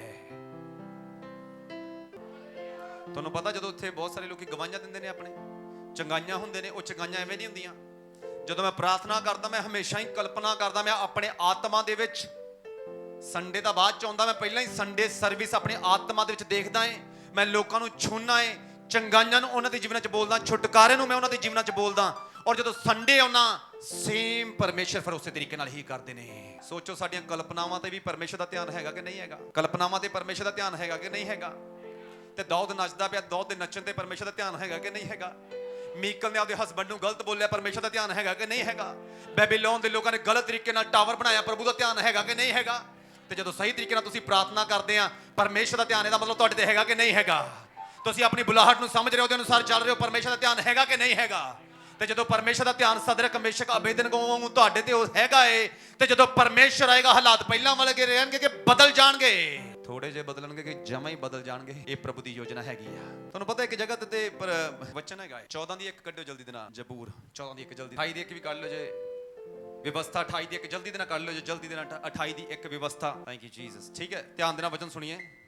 ਵਿਵਸਥਾ ਉਹਦਾ 28 ਅਧਿਆਇ, ਉਹਦੀ ਪਹਿਲੀ ਅਧਿਆਇ ਵਿੱਚ ਮੈਂ ਤੁਹਾਡੇ ਸਾਹਮਣੇ ਵਚਨ ਜੋ ਪੜ੍ਹਦਾ, ਧਿਆਨ ਦੇ ਨਾਲ ਸੁਣੀਏ। ਕਿੰਨੇ ਜਣੇ ਚਾਹੁੰਦੇ ਨੇ ਆਸ਼ੀष ਸਾਡੇ ਜੀਵਨ ਚ ਆਵੇ? परमेश्वर कह रहे हैं, यदि तू अपने परमेश्वर यहोवा की सब आज्ञाएं जो मैं आज तुझे सुनाता हूँ चौकसी से पूरा करने को चित्त लगाकर उसकी सुने, तो वह तुझे पृथ्वी की सब जातियों में श्रेष्ठ करेगा। Hallelujah, hallelujah. ਪ੍ਰਭੂ ਪਤਾ ਕੀ ਕਹਿ ਰਹੇ ਨੇ ਆਪਣੇ ਵਚਨ ਦੇ ਵਿੱਚ? ਕਹਿੰਦਾ ਜਿੰਨੀਆਂ ਗੱਲਾਂ ਮੈਂ ਤੈਨੂੰ ਕਹੀਆਂ ਨੇ, ਅਗਰ ਤੂੰ ਉਹਨਾਂ ਸਾਰੀਆਂ ਗੱਲਾਂ ਨੂੰ ਪੂਰਾ ਕਰੇ। ਕਿਵੇਂ ਪੂਰਾ ਕਰੇ? ਮੰਨ ਲਓ ਮੈਂ ਤੁਹਾਨੂੰ ਕਹਾਂ ਵੀ ਤੁਸੀਂ ਪਾਣੀ ਦਾ ਗਲਾਸ ਲਿਆ ਕੇ ਮੈਨੂੰ ਪਾਣੀ ਪਿਆਵੋ, ਤੁਸੀਂ ਕਹਿੰਦੇ ਨੇ ਪਿਆ ਦਿੰਦੇ ਪਾਸਟਰ ਜੀ। ਮੰਗਿਆ ਮੈਂ ਪਾਣੀ ਹੋਣਾ, ਤੇ ਤੁਸੀਂ ਸ਼ਾਮ ਨੂੰ ਪਾਣੀ ਲਿਆ ਕੇ, ਪਾਣੀ ਦੀ ਥਾਂ ਤੇ ਮੈਨੂੰ ਸ਼ਰਬਤ ਲਿਆ ਕੇ ਮੇਰੇ ਸਾਹਮਣੇ ਰੱਖ ਦਵੋ, ਲਓ ਪਾਸਟਰ ਜੀ ਪੀਓ। ਉਹਦਾ ਕੋਈ ਫਾਇਦਾ ਹੈਗਾ? ਫਾਇਦਾ ਹੋਏਗਾ ਉਹਦਾ ਕੋਈ? ਬਾਈਬਲ 'ਚ ਲਿਖਿਆ ਜਿਹੜੀਆਂ ਆਗਿਆਵਾਂ ਪਰਮੇਸ਼ਰ ਕਹਿ ਰਹੇ ਨੇ ਆਪਣੇ ਵਚਨ ਦੇ ਵਿੱਚੋਂ, ਜਿਹੜੀਆਂ ਆਗਿਆਵਾਂ ਤੁਹਾਨੂੰ ਸੁਣਾਈਆਂ ਜਾ ਰਹੀਆਂ ਨੇ, ਅਗਰ ਤੁਸੀਂ ਚੌਕਸੀ ਨਾਲ ਪੂਰਾ ਕਰੋ। ਅਸੀਂ ਕਈ ਵਾਰੀ ਚੌਕਸੀ ਨਹੀਂ ਵਰਤਦੇ। ਝੂਠ ਨਹੀਂ ਮਾਰਨਾ, ਪ੍ਰਭੂ ਜੀ ਇੱਕ ਝੂਠ ਮਾਰ ਲੈਂਦੇ ਹੋ, ਕੱਲ ਤੋਂ ਝੂਠ ਬੰਦ। ਵਿਆਹ ਆ ਗਿਆ, ਪ੍ਰਭੂ ਜੀ ਅੱਜ ਤਾਂ ਸਾਰੇ ਇਕੱਠੇ ਹੋਏ ਨੇ, ਅੱਜ ਤਾਂ ਪੈਗ ਲਾ ਲੈਂਦੇ ਹੋ, ਫੇਰ ਕਦੇ ਨਹੀਂ ਪੀਊਂਗਾ ਮੈਂ ਕਈ ਭਰਾਵਾਂ ਦੀਆਂ ਪ੍ਰਾਰਥਨਾਵਾਂ ਸੁਣਦਾ, ਕਈ ਭੈਣ ਦੀਆਂ ਪ੍ਰਾਰਥਨਾਵਾਂ ਹੋਰ ਨੇ। ਬਾਈਬਲ 'ਚ ਲਿਖਿਆ ਸਾਰੀਆਂ ਆਗਿਆਵਾਂ ਜੋ ਪ੍ਰਭੂ ਦੇ ਵਚਨ 'ਚ ਹੈਗੀਆਂ ਨਾ, ਅਗਰ ਉਹਨਾਂ ਆਗਿਆਵਾਂ ਨੂੰ ਅਸੀਂ ਚੌਕਸੀ ਦੇ ਨਾਲ ਮੰਨੀਏ, ਤਾਂ ਪ੍ਰਭੂ ਕੀ ਕਹਿੰਦੇ? ਮੈਂ ਤੈਨੂੰ ਕਿੱਥੇ ਉੱਚਾ ਕਰੂੰਗਾ? ਸਾਰੀਆਂ ਜਾਤੀਆਂ 'ਚ ਲਿਖਿਆ, ਪਰ ਅਸਲ ਭਾਸ਼ਾ 'ਚ ਪੜੋਗੇ ਨਾ, ਪਰਮੇਸ਼ਰ ਕਹਿੰਦਾ ਮੈਂ ਤੈਨੂੰ ਸਾਰੇ ਦੇਸ਼ ਜੋ ਹੈਗੇ ਨੇ, ਉਹਨਾਂ ਦੇਸ਼ਾਂ ਦੇ ਵਿੱਚ ਸਾਰਿਆਂ ਨਾਲੋਂ ਵੱਧ ਕੇ ਮੈਂ ਤੈਨੂੰ ਕੀ ਕਰੂੰਗਾ? ਉੱਚਾ ਕਰੂੰਗਾ।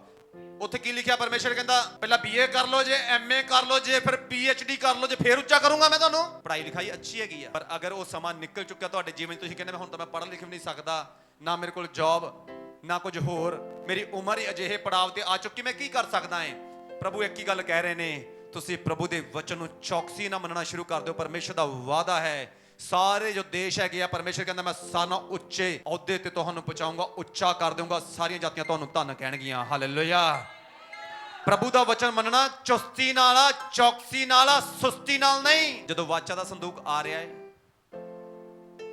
ਯਰੂਸ਼ਲਮ ਦੇ ਵੱਲ ਆ ਰਿਹਾ ਹੈ, ਸੋਚੋ ਜਦੋਂ ਕੋਈ ਵੱਡਾ ਵਿਅਕਤੀ ਸਾਡੇ ਘਰੇ ਆਵੇ, ਸੋਚੋ ਅਗਰ ਰਾਸ਼ਟਰਪਤੀ ਸਾਡੇ ਘਰੇ ਆਵੇ, ਪ੍ਰਧਾਨ ਮੰਤਰੀ ਸਾਡੇ ਘਰੇ ਆਵੇ, ਤੇ ਅਸੀਂ ਟੌਰ ਨਾਲ ਅੰਦਰ ਬੈਠੇ ਹੋਈਏ, ਫਿਰ ਕੀ ਕਰਾਂਗੇ? ਅਸੀਂ ਆ ਲੈਂਦੇ ਹੋ ਬੈਠੇ ਆ। ਮੰਨ ਲਓ ਪ੍ਰਧਾਨ ਮੰਤਰੀ ਸਾਡੇ ਘਰੇ ਆ ਰਹੇ ਹੁਣ, ਫਿਰ ਕੀ ਕਰਾਂਗੇ? ਅਸੀਂ ਭੱਜ ਕੇ ਬਾਹਰ ਜਾਵਾਂਗੇ, ਗਲੀ ਦੇ ਮੋੜ ਤੱਕ ਜਾਵਾਂਗੇ, ਤਿਆਰ ਤਿਉਰ ਹੋ ਕੇ ਜਾਵਾਂਗੇ, ਪ੍ਰਧਾਨ ਮੰਤਰੀ ਸਾਡੇ ਘਰੇ ਆ ਰਹੇ ਨੇ, ਸਵਾਗਤ ਕਰਾਂਗੇ ਕਿ ਨਹੀਂ ਕਰਾਂਗੇ? ਏਲੀਆ ਗੁਫਾ ਦੇ ਅੰਦਰ ਬੈਠਾ, ਪਤਾ ਵੀ ਪਰਮੇਸ਼ਰ ਨੂੰ ਮੈਂ ਦੇਖ ਤਾਂ ਸਕਦਾ ਨਹੀਂ, ਗੁਫਾ ਦੇ ਮੂੰਹ ਤੇ ਆਇਆ ਕਿ ਨਹੀਂ ਆਇਆ ਹੈਗਾ? ਗੁਫਾ ਦੇ ਮੂੰਹ ਦੇ ਉੱਪਰ ਆਇਆ ਕਿ ਨਹੀਂ ਆਇਆ ਹੈ? ਉਸੇ ਤਰ੍ਹਾਂ ਜਿਹੜੀ ਮੀਕਲ ਸੀਗਾ ਨਾ, ਜਦੋਂ ਵਾਚਾ ਦਾ ਸੰਦੂਕ ਆ ਰਿਹਾ ਸੀ, ਮੀਕਲ ਨੂੰ ਖਿੜਕੀ ਦੇ ਵਿੱਚ ਖੜੇ ਰਹਿਣਾ ਨਹੀਂ ਚਾਹੀਦਾ ਸੀ, ਉਹਨੂੰ ਦੌੜ ਕੇ ਜਾਣਾ ਚਾਹੀਦਾ ਸੀ ਅੱਗੋਂ ਸਵਾਗਤ ਕਰਨ ਦੇ ਲਈ। ਹਾਲੇਲੂਇਆ। ਉਹਨੂੰ ਦੌੜ ਕੇ ਜਾਣਾ ਚਾਹੀਦਾ ਸੀ। ਜਿਸ ਤਰ੍ਹਾਂ ਉਹਦਾ ਹਸਬੰਡ ਨੱਚ ਕੇ ਪ੍ਰਭੂ ਦੀ ਆਰਾਧਨਾ ਮਹਿਮਾ ਕਰਦਾ ਪਿਆ ਸੀ, ਉਹਨੂੰ ਵੀ ਨੱਚ ਕੇ ਪਰਮੇਸ਼ਰ ਦੀ ਆਰਾਧਨਾ ਉਹਦੇ ਮਹਿਮਾ ਕਰਨੀ ਚਾਹੀਦੀ ਸੀ, ਪਰ ਉਹ ਗਈ ਨਹੀਂ। ਉਲਟਾ ਉਹਨੇ ਪਰਮੇਸ਼ਰ ਦੀ ਅੱਖ ਦੀ ਪੁਤਲੀ ਨੂੰ ਛੂਇਆ ਹੈ, ਸ਼ਰਾਪ ਉਹਦੇ ਜੀਵਨ ਚ ਆ ਗਿਆ।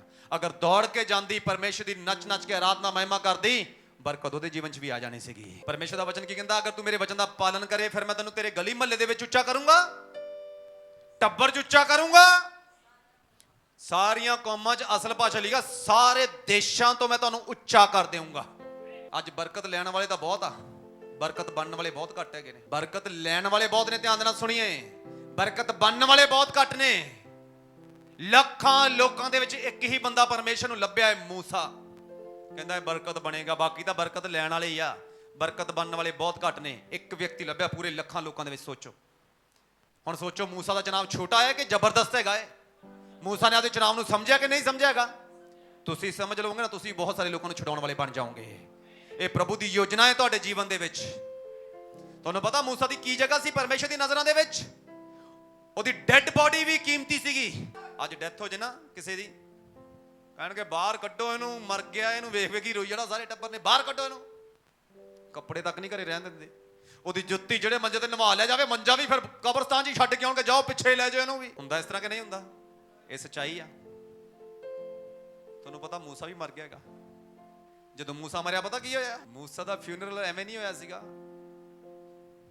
ਐਵੇਂ ਮਰ ਗਿਆ ਤੇ ਸਾਰੇ ਚਲੋ ਦੱਬੋ ਮੂਸਾ ਨੂੰ ਪਰੇ, ਖੜਾ ਛੱਡੇ ਸਾਡਾ ਬੜਾ ਪ੍ਰਭੂ ਪ੍ਰਭੂ ਕਰ ਦਿੰਦਾ। ਐ ਨਹੀਂ ਹੋਇਆ। ਬਾਈਬਲ 'ਚ ਲਿਖਿਆ ਸਵਰਗ ਦੇ ਵਿੱਚ ਹਲਚਲ ਮਚ ਗਈ ਜਦੋਂ ਮੂਸਾ ਦੀ ਮੌਤ ਹੋਈ ਹੈਗੀ ਆ।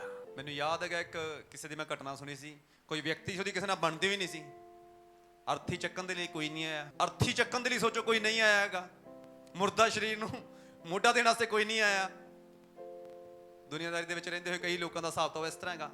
ਪਰ ਮੂਸਾ ਦੀ ਚਾਲ ਏਡੀ ਜ਼ਬਰਦਸਤ ਆ ਨਾ, ਪਰਮੇਸ਼ਰ ਦਾ ਨਾਂ ਬਾਈਬਲ ਦੇ ਵਿੱਚ ਲਿਖਿਆ ਹੈ ਸਵਰਗਦੂਤ ਮਾਈਕਲ ਧਰਤੀ ਦੇ ਉੱਪਰ ਆਇਆ ਹੈ ਉਹਦੀ ਬਾਡੀ ਲੈਣ ਦੇ ਲਈ, ਮੁਰਦਾ ਸਰੀਰ ਨੂੰ ਲੈਣ ਦੇ ਲਈ ਔਰ ਦੱਬਣ ਦੇ ਲਈ ਆਇਆ ਹੈ ਸਪੈਸ਼ਲੀ। ਹਾਲੇਲੂਇਆ। ਮੂਸਾ ਦੀ ਏਡੀ ਚੜਾਈ ਸੀ ਨਾ ਦੂਰ ਦੂਰ ਤੱਕ। ਮੂਸਾ ਦਾ ਮੁਰਦਾ ਸਰੀਰ ਲੱਖਾਂ ਲੋਕ ਚਾਹੁੰਦੇ ਸਾਨੂੰ ਮਿਲੇ, ਇਹਦੀ ਕਬਰ ਬਣਾਵਾਂਗੇ ਯਾਦਗਾਰੀ ਦੇ ਲਈ। ਪਰਮੇਸ਼ਰ ਕਹਿੰਦਾ ਕਬਰ ਨੂੰ ਮੱਥੇ ਟੇਕਣ ਲੱਗ ਪੈਣਾ। ਮੂਸਾ ਦੀ ਚਾਲ ਪ੍ਰਭੂ ਦੇ ਨਾਲ ਏਡੀ ਜ਼ਬਰਦਸਤ ਸੀਗੀ, ਉਹਦੀ ਡੈੱਡ ਬੋਡੀ ਅੱਜ ਤੱਕ ਨਹੀਂ ਪਤਾ ਕਿੱਥੇ ਦਫਨਾਈ ਗਈ ਆ। ਸਵਰਗਦੂਤ ਨੇ ਦਫਨਾਈ ਸੀਗੀ, ਕਿਉਂਕਿ ਉਹਨੇ ਕਦੇ ਵੀ ਆਪਣੀ ਸੋਚ ਸਮਝ ਦਾ ਸਹਾਰਾ ਨਹੀਂ ਲਿਆ। ਜੋ ਪ੍ਰਭੂ ਕਹਿੰਦਾ ਸੀ ਉਹਦੇ ਮੁਤਾਬਿਕ ਹੀ ਉਹ ਕਰਦਾ ਸੀ। ਸਾਰੀ ਦੁਨੀਆ ਜਾਣਦੀ ਅੱਜ ਮੂਸਾ ਨੂੰ। ਤੁਹਾਨੂੰ ਪਤਾ ਸੀ ਕ੍ਰਿਸਚਨ ਤਾਂ ਜਾਣਦੇ, ਨਾਨ ਕ੍ਰਿਸਚਨ ਲੋਕੀ ਵੀ ਜਾਣਦੇ ਮੂਸਾ ਨੂੰ। ਨਾਨ ਕ੍ਰਿਸਚਨ ਲੋਕੀ ਵੀ ਜਾਣਦੇ ਕੋਈ ਮੂਸਾ ਨਾਮ ਦਾ ਵਿਅਕਤੀ ਸੀਗਾ। ਸੋਚੋ ਪਰਮੇਸ਼ਰ ਇਸ ਤਰੀਕੇ ਨਾਲ ਕਈ ਲੋਕਾਂ ਦੇ ਨਾਮ ਨੂੰ ਮਹਾਨ ਕਰ ਦਿੰਦਾ ਹੈਗਾ। 14 ਦੀ 1 ਚ ਕੀ ਲਿਖਿਆ ਹੈਗਾ? ਜਲਦੀ ਦੇ ਨਾਲ ਪੜਿਓ ਜੀ। मूर्ख ने अपने मन में कहा है कोई परमेश्वर है ही नहीं। बस हालेलुया। हालेलुया। ਤੁਹਾਨੂੰ ਚੁਣਿਆ ਗਿਆ ਕਿ ਨਹੀਂ ਚੁਣਿਆ ਗਿਆ ਹੈਗਾ? ਪ੍ਰਭੂ ਨੇ ਤੁਹਾਨੂੰ ਚੁਣਿਆ ਕਿ ਨਹੀਂ ਚੁਣਿਆ? ਤੁਸੀਂ ਪ੍ਰਭੂ ਨੂੰ ਚੁਣਿਆ ਜਾਂ ਪ੍ਰਭੂ ਨੇ ਤੁਹਾਨੂੰ ਚੁਣਿਆ? ਬੜਾ ਜ਼ਬਰਦਸਤ ਵਚਨ ਲੱਗਦਾ ਮੈਨੂੰ। ਜਦੋਂ ਮੈਂ ਪੜ੍ਹਦਾ ਹਮੇਸ਼ਾ ਮੇਰੇ ਚਿਹਰੇ ਤੇ ਸਮਾਈਲ ਆ ਜਾਂਦੀ। ਕਹਿੰਦੇ ਮੂਰਖ ਨੇ ਆਪਦੇ ਦਿਲ 'ਚ ਕਿਹਾ, ਦਿਮਾਗ 'ਚ ਸੋਚਿਆ ਤੇ ਦਿਲ 'ਚ ਕਿਹਾ ਪ੍ਰਭੂ ਹੈਗਾ ਹੀ ਨਹੀਂ। ਪੌਲਸ ਕੀ ਕਹਿੰਦਾ? ਹਰੇਕ ਕਲਪਨਾਵਾਂ ਦਾ ਜਿਹੜਾ ਪਹਾੜ ਹੈਗਾ, ਉੱਚੀ ਗੱਲ, ਅਸੀਂ ਉਹਦਾ ਕੀ ਕਰਦੇ ਹੈਗੇ ਆ? ਖੰਡਨ ਕਰਦੇ ਆ। ਹੁਣ ਮੈਨੂੰ ਇਹ ਦੱਸੋ, ਮੂਰਖ ਕਹਿੰਦਾ ਮਨ 'ਚ ਪ੍ਰਭੂ ਹੈਗਾ ਹੀ ਨਹੀਂ। ਜਦੋਂ ਮੂਰਖ ਕਹਿੰਦਾ ਪ੍ਰਭੂ ਹੈਗਾ ਹੀ ਨਹੀਂ ਤੇ ਲਿਖਣ ਦੀ ਕੀ ਲੋੜ ਆ ਬਾਈਬਲ ਦੇ ਵਿੱਚ? ਕੀ ਲੋੜ ਹੈ ਮੂਰਖ ਨੂੰ ਜਗ੍ਹਾ ਦੇਣ ਦੀ? ਆਪ ਹੀ ਤਾਂ ਪ੍ਰਭੂ ਵਚਨ 'ਚ ਕਹਿ ਰਹੇ ਨੇ ਨਾ, ਮੂਰਖ ਨੂੰ ਮੂਰਖਤਾਈ ਦੇ ਅਨੁਸਾਰ ਉੱਤਰ ਨਾ ਦੇ, ਮੂਰਖ ਨੂੰ ਸਮਝਾ ਨਾ, ਮੂਰਖ ਨੂੰ ਝਿੜਕਣ ਦੀ ਲੋੜ ਨਹੀਂ। ਤੇ ਮੂਰਖ ਬਾਰੇ ਲਿਖਣ ਦੀ ਕੀ ਲੋੜ ਪੈ ਗਈ ਇੱਥੇ? ਤੁਹਾਨੂੰ ਪਤਾ ਜਿਸ ਵਿਅਕਤੀ ਬਾਰੇ ਗੱਲ ਲਿਖੀ ਜਾ ਰਹੀ ਹੈ ਉਹ ਮੂਰਖ ਨਹੀਂ ਹੈ ਐਕਚੁਅਲੀ, ਪਰ ਉਹਨੇ ਪਰਮੇਸ਼ਰ ਦੇ ਵਚਨ ਨੂੰ ਸਮਝਿਆ ਨਹੀਂ ਔਰ ਉਹ ਕਹਿੰਦਾ ਪ੍ਰਭੂ ਹੈਗਾ ਹੀ ਨਹੀਂ। ਜਦੋਂ ਕਹਿੰਦਾ ਨਾ ਪ੍ਰਭੂ ਹੈ ਹੀ ਨਹੀਂ ਤਾਂ ਪਰਮੇਸ਼ਰ ਉਸ ਵਿਅਕਤੀ ਨੂੰ ਮੂਰਖ ਠਹਿਰਾ ਰਿਹਾ ਹੈਗਾ। ਇਹ ਗੱਲ ਯਾਦ ਰੱਖਿਓ, ਕਈ ਵਾਰੀ ਬੁਲਾਹਟ ਅਸੀਂ ਖੁਦ ਨਹੀਂ ਆਪਦੀ ਸਮਝਦੇ ਔਰ ਸਾਨੂੰ ਪਤਾ ਕੀ ਲੱਗਦਾ ਪਰਮੇਸ਼ਰ ਹੈਗਾ ਹੀ ਨਹੀਂ। ਆਪਣੀ ਬੁਲਾਹਟ ਨੂੰ ਸਮਝ ਲਈਏ। ਸਦਰਕ ਮੇਸ਼ਕ ਅਬੇਦਨਗੋ ਆਪਣੀ ਬੁਲਾਹਟ ਨੂੰ ਸਮਝ ਰਹੇ ਨੇ। ਸਾਡੀ ਬੁਲਾਹਟ ਪ੍ਰਭੂ ਦੇ ਪਿੱਛੇ ਚੱਲਣਾ ਹੈ, ਸਹੀ ਤਰੀਕੇ ਦੇ ਨਾਲ, ਖਰਾਈ ਦੇ ਨਾਲ ਚੱਲਣਾ ਹੈ, ਹਾਲਾਤ ਜਿਵੇਂ ਦੇ ਮਰਜ਼ੀ ਹੋਣ। ਔਰ ਬਾਈਬਲ ਵਿੱਚ ਲਿਖਿਆ ਬੁਲਾਹਟ ਸਮਝਦੇ ਨੇ ਅੱਗ ਦੇ ਵਿੱਚ ਚਲੇ ਜਾਂਦੇ ਨੇ। ਜਿਹੜਾ ਵਿਅਕਤੀ ਆਪਦੀ ਬੁਲਾਹਟ ਨੂੰ ਸਮਝ ਗਿਆ ਨਾ, ਅੱਗ ਦੇ ਵਿੱਚ ਵੀ ਚਲਾ ਜਾਏਗਾ ਨਾ, ਪਰਮੇਸ਼ਰ ਵੀ ਉਹਦੇ ਪਿੱਛੇ ਪਿੱਛੇ ਆ ਜਾਏਗਾ। ਔਰ ਜਦੋਂ ਪਰਮੇਸ਼ਰ ਪਿੱਛੇ ਪਿੱਛੇ ਆ ਜਾਏਗਾ, ਬਿਮਾਰੀਆਂ ਬਣੀਆਂ ਨਹੀਂ ਰਹਿਣਗੀਆਂ, ਸ਼ਰਾਬ ਬਣੇ ਨਹੀਂ ਰਹਿਣਗੇ, ਦੁਸ਼ਟ ਆਤਮਾਵਾਂ ਬਣੀਆਂ ਨਹੀਂ ਰਹਿਣਗੀਆਂ ਸਾਡੇ ਜੀਵਨਾਂ ਦੇ ਵਿੱਚ। ਪਰ ਮੁੱਦਾ ਕੁਝ ਗੱਲਾਂ ਨੂੰ ਸਮਝਣਾ ਪੈਣਾ ਹੈਗਾ। ਸਾਡਾ ਚੁਣਾਵ ਮਨੁੱਖਾਂ ਨੇ ਕੀਤਾ ਹੈ ਜਾਂ ਪ੍ਰਭੂ ਨੇ ਕੀਤਾ ਹੈਗਾ? ਦੂਸਰਾ ਕਰੰਥੀ 10ਵਾਂ ਅਧਿਆਇ ਦੀ 3 ਤੋਂ ਦੁਬਾਰਾ ਪੜਿਓ ਜੇ ਕੀ ਲਿਖਿਆ ਹੈਗਾ। ਐਕਚੁਅਲੀ ਜੇ ਸਾਡਾ ਚੁਣਾਵ ਹੋਇਆ ਨਾ, ਇਹਦਾ ਮਤਲਬ ਕੁਝ ਨਾ ਕੁਝ ਕੰਮ ਤਾਂ ਅਸੀਂ ਕਰਨੇ ਹੋਣਗੇ ਨਾ। ਮੰਨ ਲਓ ਕੋਈ ਨਰੇਗਾ ਦੀ ਦਿਹਾੜੀ ਤੇ ਸਾਨੂੰ ਲਿਜਾਏਗਾ, ਕੰਮ ਕਰਵਾਏਗਾ ਕਿ ਨਹੀਂ ਕਰਵਾਏਗਾ? 1500 ਰੁਪਏ ਦਿਹਾੜੀ ਤੇ ਕੋਈ ਲੈ ਜਾਏਗਾ, ਕੰਮ ਕਰਵਾਏਗਾ ਕਿ ਨਹੀਂ ਕਰਵਾਏਗਾ? ਪੈਸੇ ਚਾਹੀਦੇ ਨੇ, ਕੰਮ ਕਰਨਾ ਪਏਗਾ ਕਿ ਨਹੀਂ ਕਰਨਾ ਪਏਗਾ?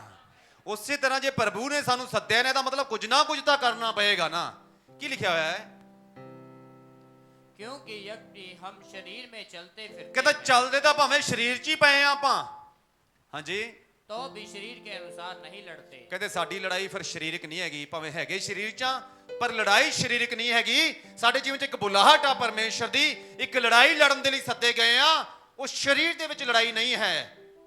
ਕਿੱਥੇ ਹੈਗੀ ਇਹ ਲੜਾਈ? ਉਹ क्योंकि हमारी लड़ाई के हथियार शारीरिक नहीं, ਕਹਿੰਦੇ ਸਾਡੇ ਹਥਿਆਰ ਸਰੀਰਕ ਨਹੀਂ ਹੈਗੇ। पर ਜਿਵੇਂ ਸਰੀਰਕ ਹਥਿਆਰ ਹੁੰਦੇ ਨੇ, ਕਹਿੰਦੇ ਉਵੇਂ ਦੇ ਨਹੀਂ ਹੈਗੇ। ਸਾਨੂੰ ਤਲਵਾਰਾਂ, ਡਾਂਗਾ, ਸੋਟੇ, ਪਿਸਤੌਲਾਂ, ਗਨਸ, ਇਸ ਤਰ੍ਹਾਂ ਦੇ ਸਾਡੇ ਹਥਿਆਰ ਨਹੀਂ ਹੈਗੇ, ਪਰ ਹੋਰ ਤਰ੍ਹਾਂ ਦੇ ਹਥਿਆਰ ਨੇ। ਉਹ ਕਿਸ ਤਰ੍ਹਾਂ ਦੇ ਹਥਿਆਰ ਨੇ? पर गढ़ों को डाह देने के लिए परमेश्वर के द्वारा सामर्थ्य है। ਬਾਈਬਲ ਦੇ ਵਿੱਚ ਲਿਖਿਆ, ਕਹਿੰਦੇ ਸਾਡੇ ਕੋਲ ਇਹੋ ਜਿਹੇ ਹਥਿਆਰ ਆ,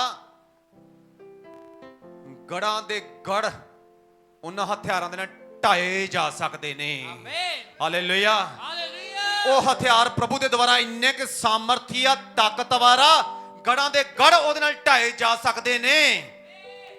ਅੱਗੇ ਕੀ ਲਿਖਿਆਗਾ? इसलिए हम कल्पनाओं का ਹਾਂ, ਹੁਣ ਜਿਹੜਾ ਸਭ ਤੋਂ ਪਹਿਲਾਂ ਵਚਨ ਪੜਿਆ ਸੀ ਉਹ ਕੀ ਸੀਗਾ? ਕਲਪਨਾਵਾਂ, ਹਰੇਕ ਉੱਚੀ ਗੱਲ, ਹਰੇਕ ਉਹ ਇੱਛਾ ਜਿਹੜੀ ਪਰਮੇਸ਼ਰ ਦੀ ਇੱਛਾ ਦੇ ਵਿਰੋਧ ਚ ਆ, ਕਹਿੰਦੇ ਅਸੀਂ ਉਹਦਾ ਖੰਡਨ ਕਰਦੇ ਆ। ਕਿਉਂਕਿ ਸਾਨੂੰ ਜਿਹੜੇ ਹਥਿਆਰ ਦਿੱਤੇ ਗਏ ਨੇ ਉਹ ਸਰੀਰਕ ਨਹੀਂ, ਆਤਮਿਕ ਆ। ਵੱਡੇ ਵੱਡੇ ਗੜਾਂ ਨੂੰ ਉਹ ਢਾ ਸਕਦੇ ਆ। ਉਹ ਹਥਿਆਰ ਕਦੋਂ ਪ੍ਰਭਾਵਸ਼ਾਲੀ ਹੋਣਗੇ? ਜਦੋਂ ਕਲਪਨਾਵਾਂ ਜਿਹੜੀਆਂ ਪਰਮੇਸ਼ਰ ਦੀ ਇੱਛਾ ਦੇ ਵਿਰੋਧ ਚ ਨੇ ਉਹਨਾਂ ਨੂੰ ਅਸੀਂ ਰੱਦ ਕਰਾਂਗੇ ਨਾ, ਇਹ ਹਥਿਆਰ ਉਦੋਂ ਪ੍ਰਭਾਵਸ਼ਾਲੀ ਹੋਣਗੇ। आमीन। ਹੁਣ ਸਦਰਕ, ਮੇਸ਼ਕ, ਅਬੇਦਨਗੋ, ਮੈਨੂੰ ਇਹ ਦੱਸੋ, ਕਲਪਨਾਵਾਂ, ਸੋਚ ਵਿਚਾਰ ਕੀ ਕਹਿ ਰਹੇ ਹੋਣਗੇ ਜਿਹੜੇ ਦੂਸਰੇ ਸਾਥੀ ਹੋਰ ਵੀ ਹੋਣਗੇ? ਅੱਗ ਦੇ ਅੰਦਰ ਜਾਵਾਂਗੇ ਤਾਂ ਸੜ ਜਾਵਾਂਗੇ, ਅੱਗ ਦੇ ਅੰਦਰ ਜਾਵਾਂਗੇ ਤਾਂ ਸੜਾਂਗੇ ਕਿ ਨਹੀਂ ਸੜਾਂਗੇ? ਇਹ ਕਲਪਨਾਵਾਂ, ਇਹ ਸੋਚ ਵਿਚਾਰ ਉਹਨਾਂ ਦੇ ਅੰਦਰ ਆਏ ਹੋਣਗੇ ਕਿ ਨਹੀਂ ਆਏ ਹੋਣਗੇ? ਆਏ ਹੋਣਗੇ। ਵੱਡੇ ਵੱਡੇ ਸੋਚ ਵਿਚਾਰ ਆਏ ਹੋਣਗੇ ਕਿ ਨਹੀਂ ਆਏ ਹੋਣਗੇ? ਉਹਨਾਂ ਨੇ ਇਹ ਕਲਪਨਾਵਾਂ ਦਾ ਫਿਰ ਕੀ ਕੀਤਾ? ਕਲਪਨਾਵਾਂ ਦੇ ਹਿਸਾਬ ਨਾਲ ਚੱਲੇ ਨੇ ਕਿ ਖੰਡਨ ਕੀਤਾ ਹੈਗਾ? ਇਹ ਵਿਰੋਧ ਕੀਤਾ ਕਿ ਨਹੀਂ ਕੀਤਾ ਹੈਗਾ? ਫਿਰ ਪ੍ਰਭੂ ਦੀ ਇੱਛਾ ਦੇ ਅਨੁਸਾਰ ਚੱਲਣਾ ਹੈ ਤਾਂ ਅੱਗ 'ਚ ਜਾਣਾ ਪਏਗਾ। ਅਗਰ ਕਲਪਨਾਵਾਂ ਦੇ ਹਿਸਾਬ ਨਾਲ ਚੱਲਣਾ, ਜੋ ਪ੍ਰਭੂ ਦੇ ਵਚਨ ਦੇ ਵਿਰੋਧ 'ਚ ਨੇ, ਤਾਂ ਫਿਰ ਪ੍ਰਭੂ ਦਾ ਇਨਕਾਰ ਕਰਨਾ ਪਵੇਗਾ। ਇਨਕਾਰ ਕਰਨਾ ਨਹੀਂਗਾ ਪ੍ਰਭੂ ਦਾ, ਕਲਪਨਾਵਾਂ ਦਾ ਇਹਨਾਂ ਨੇ ਖੰਡਨ ਕੀਤਾ ਕਿ ਨਹੀਂ ਕੀਤਾ ਹੈਗਾ? ਫਿਰ ਕਿੱਥੇ ਚਲੇ ਗਏ ਨੇ? ਅੱਗ ਦੀ ਭੱਠੀ 'ਚ ਗਏ ਕਿ ਨਹੀਂ ਗਏ? ਮੈਨੂੰ ਇਹ ਦੱਸੋ, ਉਹ ਜਿਹੜਾ ਸਾਰਾ ਦੇਸ਼ ਸੀਗਾ ਉਹ ਦੁਸ਼ਟ ਆਤਮਾਵਾਂ ਨੂੰ ਮੰਨਦੇ ਸੀ ਕਿ ਨਹੀਂ ਮੰਨਦੇ ਸੀਗੇ? ਉੱਚੀ ਬੋਲ ਕੇ ਦੱਸਿਆ ਕਰੋ, ਦੁਸ਼ਟ ਆਤਮਾ ਦੀ ਪੂਜਾ ਕਰਦੇ ਸੀ ਕਿ ਨਹੀਂ ਕਰਦੇ? ਦੁਸ਼ਟ ਆਤਮਾਵਾਂ ਦੇ ਪਿੱਛੇ ਚੱਲਦੇ ਸੀ ਕਿ ਨਹੀਂ ਚੱਲਦੇ ਸੀਗੇ? ਜਦੋਂ ਇਹਨਾਂ ਨੇ 3 ਵਿਅਕਤੀਆਂ ਨੇ, ਸਿਰਫ 3 ਵਿਅਕਤੀਆਂ ਨੇ ਫੈਸਲਾ ਲਿਆ, ਇਹ ਜਿਹੜੀਆਂ ਕਲਪਨਾਵਾਂ ਪ੍ਰਭੂ ਦੀ ਇੱਛਾ ਦੇ ਵਿਰੋਧ ਨੇ, ਇਹਨਾਂ ਨੂੰ ਅਸੀਂ ਰੱਦ ਕਰਦੇ ਹਾਂ, ਪ੍ਰਭੂ ਦਾ ਚੁਣਾਵ ਕਰਦੇ, ਸਾਡੀ ਬੁਲਾਹਟ ਪ੍ਰਭੂ ਦੇ ਵਚਨ ਦੇ ਅਨੁਸਾਰ ਚੱਲਣਾ ਹੈ, ਚਾਹੇ ਮਰ ਵੀ ਜਾਈਏ। ਜਦੋਂ ਅੱਗ ਦੇ ਵਿੱਚ ਗਏ, ਪਤਾ ਕੀ ਹੋਇਆ? ਦੂਸਰਾ ਕਰੰਥੀਓ 10ਵਾਂ ਅਧਿਆਏ 1 ਤੋਂ ਲੈ ਕੇ 5 ਤੱਕ ਜਿਹੜਾ ਵਚਨ ਲਿਖਿਆ ਗਿਆ ਨਾ, ਉਹ ਇਹਨਾਂ ਨੇ ਪੁਰਾਣੇ ਨਿਯਮ 'ਚ ਹੀ ਪੂਰਾ ਕਰ ਦਿੱਤਾ ਹੈਗਾ। ਇਹ ਹਰ ਇੱਕ ਉੱਚੀ ਗੱਲ ਦਾ ਔਰ ਕਲਪਨਾ ਜੋ ਪਰਮੇਸ਼ਰ ਦੀ ਇੱਛਾ ਦੇ ਵਿਰੋਧ ਸੀ, ਉਹਦਾ ਖੰਡਨ ਕੀਤਾ ਹੈਗਾ ਹੈ। ਅੱਗ ਦੇ ਵਿੱਚ ਚਲੇ ਗਏ ਨੇ। ਹੁਣ ਮੈਨੂੰ ਇਹ ਦੱਸੋ, ਜਿਹੜੇ ਇਹਨਾਂ ਕੋਲ ਹਥਿਆਰ ਸੀ ਗੜਾਂ ਨੂੰ ਢਾ ਦੇਣ ਵਾਲੇ, ਜਦੋਂ ਯੀਸ਼ੂ ਮਸੀਹ ਆਇਆ, ਉਹ ਹਥਿਆਰ ਕਾਮਯਾਬ ਹੋਏ ਕਿ ਨਹੀਂ ਹੋਏ? ਉਹ ਹਥਿਆਰ ਕਾਮਯਾਬ ਹੋਏ। ਰਾਜਾ ਕਹਿੰਦਾ ਬਾਹਰ ਨਿਕਲਿਓ, ਰੱਬ ਦਿਓ, ਬੰਦਿਓ ਬਾਹਰ ਆ ਜਾਓ। ਤੇ ਜਦੋਂ ਹੀ ਉਹ ਲੋਕ ਬਾਹਰ ਆਉਂਦੇ ਨੇ, ਸਦਰਕ, ਮੇਸ਼ਕ, ਅਬੇਦਨਗੋ, ਹਥਿਆਰ ਪਤਾ ਕਿਵੇਂ ਕਾਮਯਾਬ ਹੋਏ, ਕਿਵੇਂ ਗੜ ਟੁੱਟ ਗਏ ਸ਼ੈਤਾਨ ਦੇ? ਰਾਜੇ ਨੇ ਇੱਕ ਆਗਿਆ ਕੱਢੀ, ਕਹਿੰਦਾ ਅੱਜ ਤੋਂ ਬਾਅਦ ਜਿਹੜਾ ਵਿਅਕਤੀ ਸਦਰਕ, ਮੇਸ਼ਕ, ਅਬੇਦਨਗੋ ਦੇ ਪਰਮੇਸ਼ਰ ਨੂੰ ਗਲਤ ਬੋਲੇਗਾ, ਉਹਨਾਂ ਦੇ ਘਰਾਂ ਨੂੰ ਤੋੜ ਦਿੱਤਾ ਜਾਏਗਾ, ਕੂੜੇ ਦੇ ਢੇਰ ਬਣਾ ਦਿੱਤੇ ਜਾਣਗੇ। ਇਹਨਾਂ ਦਾ ਪਰਮੇਸ਼ਰ ਜਿਉਂਦਾ ਪਰਮੇਸ਼ਰ ਹੈਗਾ ਏ। ਸਾਰੇ ਦੇਸ਼ ਦੇ ਵਿੱਚੋਂ ਸ਼ੈਤਾਨ ਦੇ ਗੜ ਟੁੱਟ ਗਏ ਨੇ ਕਿ ਨਹੀਂ ਟੁੱਟੇ ਨੇ? ਹੁਣ ਮੈਨੂੰ ਇਹ ਦੱਸੋ, 28 ਵਿਵਸਥਾ ਵਿਵਰਣ ਉਹਦਾ 28 ਅਧਿਆਇ ਪਹਿਲੀ ਆਇਤ ਪੂਰੀ ਹੋਈ ਕਿ ਨਹੀਂ ਪੂਰੀ ਹੋਈ ਹੈਗੀ ਹੈ? ਪੂਰੇ ਚੇਤਨਾ ਚੌਕਸੀ ਨਾਲ ਇਹਨਾਂ ਦੇ ਪ੍ਰਭੂ ਦਾ ਵਚਨ ਮੰਨਿਆ ਕਿ ਨਹੀਂ ਮੰਨਿਆ ਹੈਗਾ ਏ? ਤੇ ਪੂਰੇ ਦੇਸ਼ ਦੇ ਵਿੱਚ ਇਹਨਾਂ ਦਾ ਨਾਮ ਉੱਚਾ ਹੋਇਆ ਕਿ ਨਹੀਂ ਹੋਇਆ ਹੈਗਾ ਏ? ਤੁਹਾਡਾ ਨਾਮ ਵੀ ਉੱਚਾ ਪਰਮੇਸ਼ਰ ਇਸੇ ਤਰੀਕੇ ਨਾਲ ਕਰਨਾ ਚਾਹੁੰਦਾ ਹੈਗਾ ਏ। ਤੁਹਾਡਾ ਨੁਕਸਾਨ ਨਹੀਂ ਹੋਏਗਾ, ਸ਼ੈਤਾਨ ਦਾ ਨੁਕਸਾਨ ਹੋਏਗਾ, ਉਹਦੇ ਗੜ ਟੁੱਟ ਜਾਣਗੇ, ਲੋਕ ਆਜ਼ਾਦ ਹੋਣਗੇ, ਪਰਮੇਸ਼ਰ ਦੀ ਮਹਿਮਾ ਹੋਏਗੀ।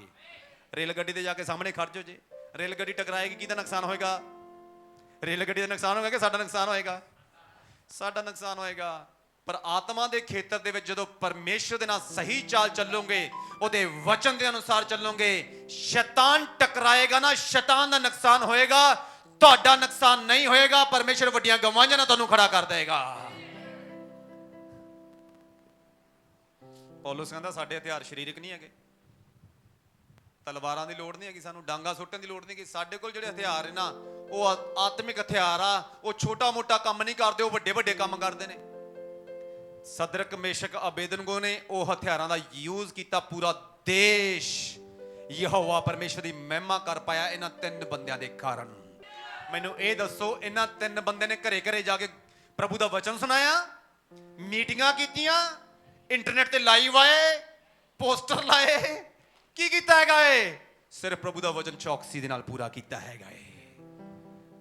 ਅੱਜ ਅਗਰ ਪੋਸਟਰ ਲਾ ਸਕਦੇ, ਪੋਸਟਰ ਲਾਉਣੇ ਚਾਹੀਦੇ, ਇੰਟਰਨੈਟ ਤੇ ਆ ਸਕਦੇ, ਇੰਟਰਨੈਟ ਤੇ ਆਉਣਾ ਚਾਹੀਦਾ ਏ, ਮੀਟਿੰਗਾਂ ਕਰਨੀਆਂ ਚਾਹੀਦੀਆਂ। ਆਪਾਂ ਕੁਝ ਜ਼ਿਆਦਾ ਨਹੀਂ ਕਰ ਸਕਦੇ? ਤੁਹਾਨੂੰ ਲੱਗਦਾ ਜ਼ਿਆਦਾ ਕਰ ਸਕਦੇ ਕਿ ਨਹੀਂ ਕਰ ਸਕਦੇਗੇ? ਆਪਾਂ ਜ਼ਿਆਦਾ ਕਰ ਸਕਦੇ ਹੈਗੇ ਆ। ਇਹਨਾਂ ਕੋਲ ਸਹੂਲਤਾਂ ਘੱਟ ਆ, ਫਿਰ ਵੀ ਪੂਰਾ ਦੇਸ਼ ਪਰਮੇਸ਼ਰ ਦੀ ਮਹਿਮਾ ਇਹਨਾਂ ਦੀ ਵਜ੍ਹਾ ਨਾਲ ਕਰਦਾ ਪਿਆ। 3 ਜਣਿਆਂ ਦੇ ਕਾਰਨ ਪੂਰਾ ਦੇਸ਼ ਪਰਮੇਸ਼ਰ ਦੀ ਮਹਿਮਾ ਕਰਦਾ ਪਿਆ। ਅੱਜ ਆਪਾਂ ਇੰਨੇ ਜਣੇ ਹੈਗੇ ਆ, ਘੱਟੋ ਘੱਟ ਮੋਗੇ ਦੇ ਵਿੱਚ ਤਾਂ ਕੋਈ ਪ੍ਰਭਾਵ ਪਾਉਣ ਵਾਲੇ ਅਸੀਂ ਹੋਣੇ ਚਾਹੀਦੇ ਕਿ ਨਹੀਂ ਹੋਣੇ ਚਾਹੀਦੇਗੇ?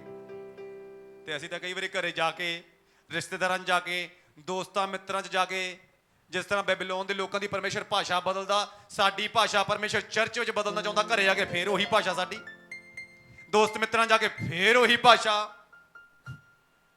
ਫੇਰ ਉਹੀ ਹੱਚ, ਉਹੀ ਟਿਚਰਾਂ, ਉਹੀ ਮਜ਼ਾਕ। ਪਰਮੇਸ਼ਰ ਵਧਾ ਪਾਵੇਗਾ? ਬਾਈਬਲ 'ਚ ਲਿਖਿਆ ਜਦੋਂ ਭਾਸ਼ਾ ਬਦਲੀ, ਉਹ ਖਿਲਰ ਗਏ ਨੇ, ਵੱਧ ਗਏ ਨੇ। ਪਰਮੇਸ਼ਰ ਭਾਸ਼ਾ ਬਦਲ ਕੇ ਸਾਨੂੰ ਦੁਬਾਰਾ ਉਹਨਾਂ ਲੋਕਾਂ 'ਚ ਭੇਜਦਾ ਏ। ਉਹਨਾਂ ਲੋਕਾਂ ਦੀ ਭਾਸ਼ਾ, ਜਿਵੇਂ ਸਾਡੀ ਭਾਸ਼ਾ ਚਰਚ ਵਿੱਚ ਪਰਮੇਸ਼ਰ ਨੇ ਬਦਲ ਦਿੱਤੀ ਨਾ, ਉਹਨਾਂ ਦੀ ਭਾਸ਼ਾ ਵੀ ਅਸੀਂ ਬਦਲ ਦਈਏ। ਕਈ ਵਾਰੀ ਅਸੀਂ ਉਹਨਾਂ ਨੂੰ ਆਪਣੀ ਭਾਸ਼ਾ ਨਹੀਂ ਸਿਖਾਉਂਦੇ, ਉਹਨਾਂ ਦੀ ਭਾਸ਼ਾ ਆਪ ਸਿੱਖ ਲੈਣਗੇ। ਵਾਧਾ ਨਹੀਂ ਆਉਂਦਾ ਕਦੇ ਵੀ। 3 ਜਣੇ ਸਾਰੇ ਦੇਸ਼ 'ਚ ਪਰਮੇਸ਼ਰ ਦੀ ਮਹਿਮਾ ਦਾ ਕਾਰਨ ਬਣ ਜਾਂਦੇ ਨੇ। ਸੋਚੋ ਆਪਾਂ 3 ਜਣਿਆਂ ਤੋਂ ਜ਼ਿਆਦਾ ਹੈਗੇ ਕਿ ਨਹੀਂ ਹੈਗੇ? ਅਸੀਂ ਕੀ ਕਰਦੇ ਪਏ ਹੈਗੇ? ਮੱਥੇ ਤੇ ਹੱਥ ਮਾਰਦਾ ਨਾ ਕਈ ਵਾਰ, ਉਹ ਮੇਰੇ ਪਰਮੇਸ਼ਰ ਕਿਵੇਂ ਬਰਕਤ ਲੈਣਗੇ, ਕਿਵੇਂ ਬਰਕਤ ਲੈਣਗੇ? ਸਾਨੂੰ ਸੂਰਜ ਤੈਅ ਕਰਦਾ ਹੈ, ਗਰਮੀ ਤੈਅ ਕਰਦੀ ਆ। ਪ੍ਰਭੂ ਦਾ ਵਚਨ ਚੌਕਸੀ ਨਾਲ ਮੰਨਿਆ ਜਾਵੇ ਜਾਂ ਸੁਸਤੀ ਨਾਲ ਮੰਨਿਆ ਜਾਵੇ?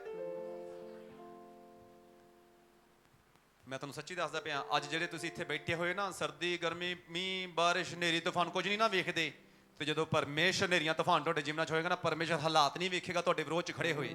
ਪਰਮੇਸ਼ਰ ਵੱਡੀ ਭੀੜ ਨਹੀਂ ਦੇਖੇਗਾ ਜਿਹੜੀ ਤੁਹਾਡੇ ਵਿਰੋਧ 'ਚ ਖੜੀ ਹੋਏਗੀ।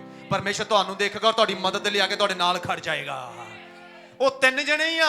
ਦੂਸਰੇ ਪਾਸੇ ਰਾਜਾ ਖੜਾ ਹੈ, ਵੱਡੀ ਸੈਨਾ ਖੜੀ ਆ, ਬਹੁਤ ਲੋਕ ਖੜੇ ਨੇ। ਕਹਿੰਦੇ ਵੇਖੀਏ ਤਮਾਸ਼ਾ ਇਹਨਾਂ ਦਾ, ਇਹ ਪ੍ਰਭੂ ਪ੍ਰਭੂ ਕਰਦੇ ਆ, ਹਾਰ ਕੇ ਆਏ ਆ ਤੇ ਆਕੜ ਨਹੀਂ ਜਾਂਦੀ ਇਹਨਾਂ 'ਚੋਂ। ਵੇ ਕਿਹੜਾ ਪਰਮੇਸ਼ਰ ਯਹੋਵਾ ਇਹਨਾਂ ਦਾ, ਵੇ ਨੇ ਅੱਜ ਅੱਗ 'ਚ ਸੜਨਗੇ ਤੇ ਮਰਨਗੇ। ਬਾਈਬਲ 'ਚ ਲਿਖਿਆ ਜਿਹੜੇ ਸੱਟਣ ਗਏ ਉਹ ਸੜ ਗਏ ਆ।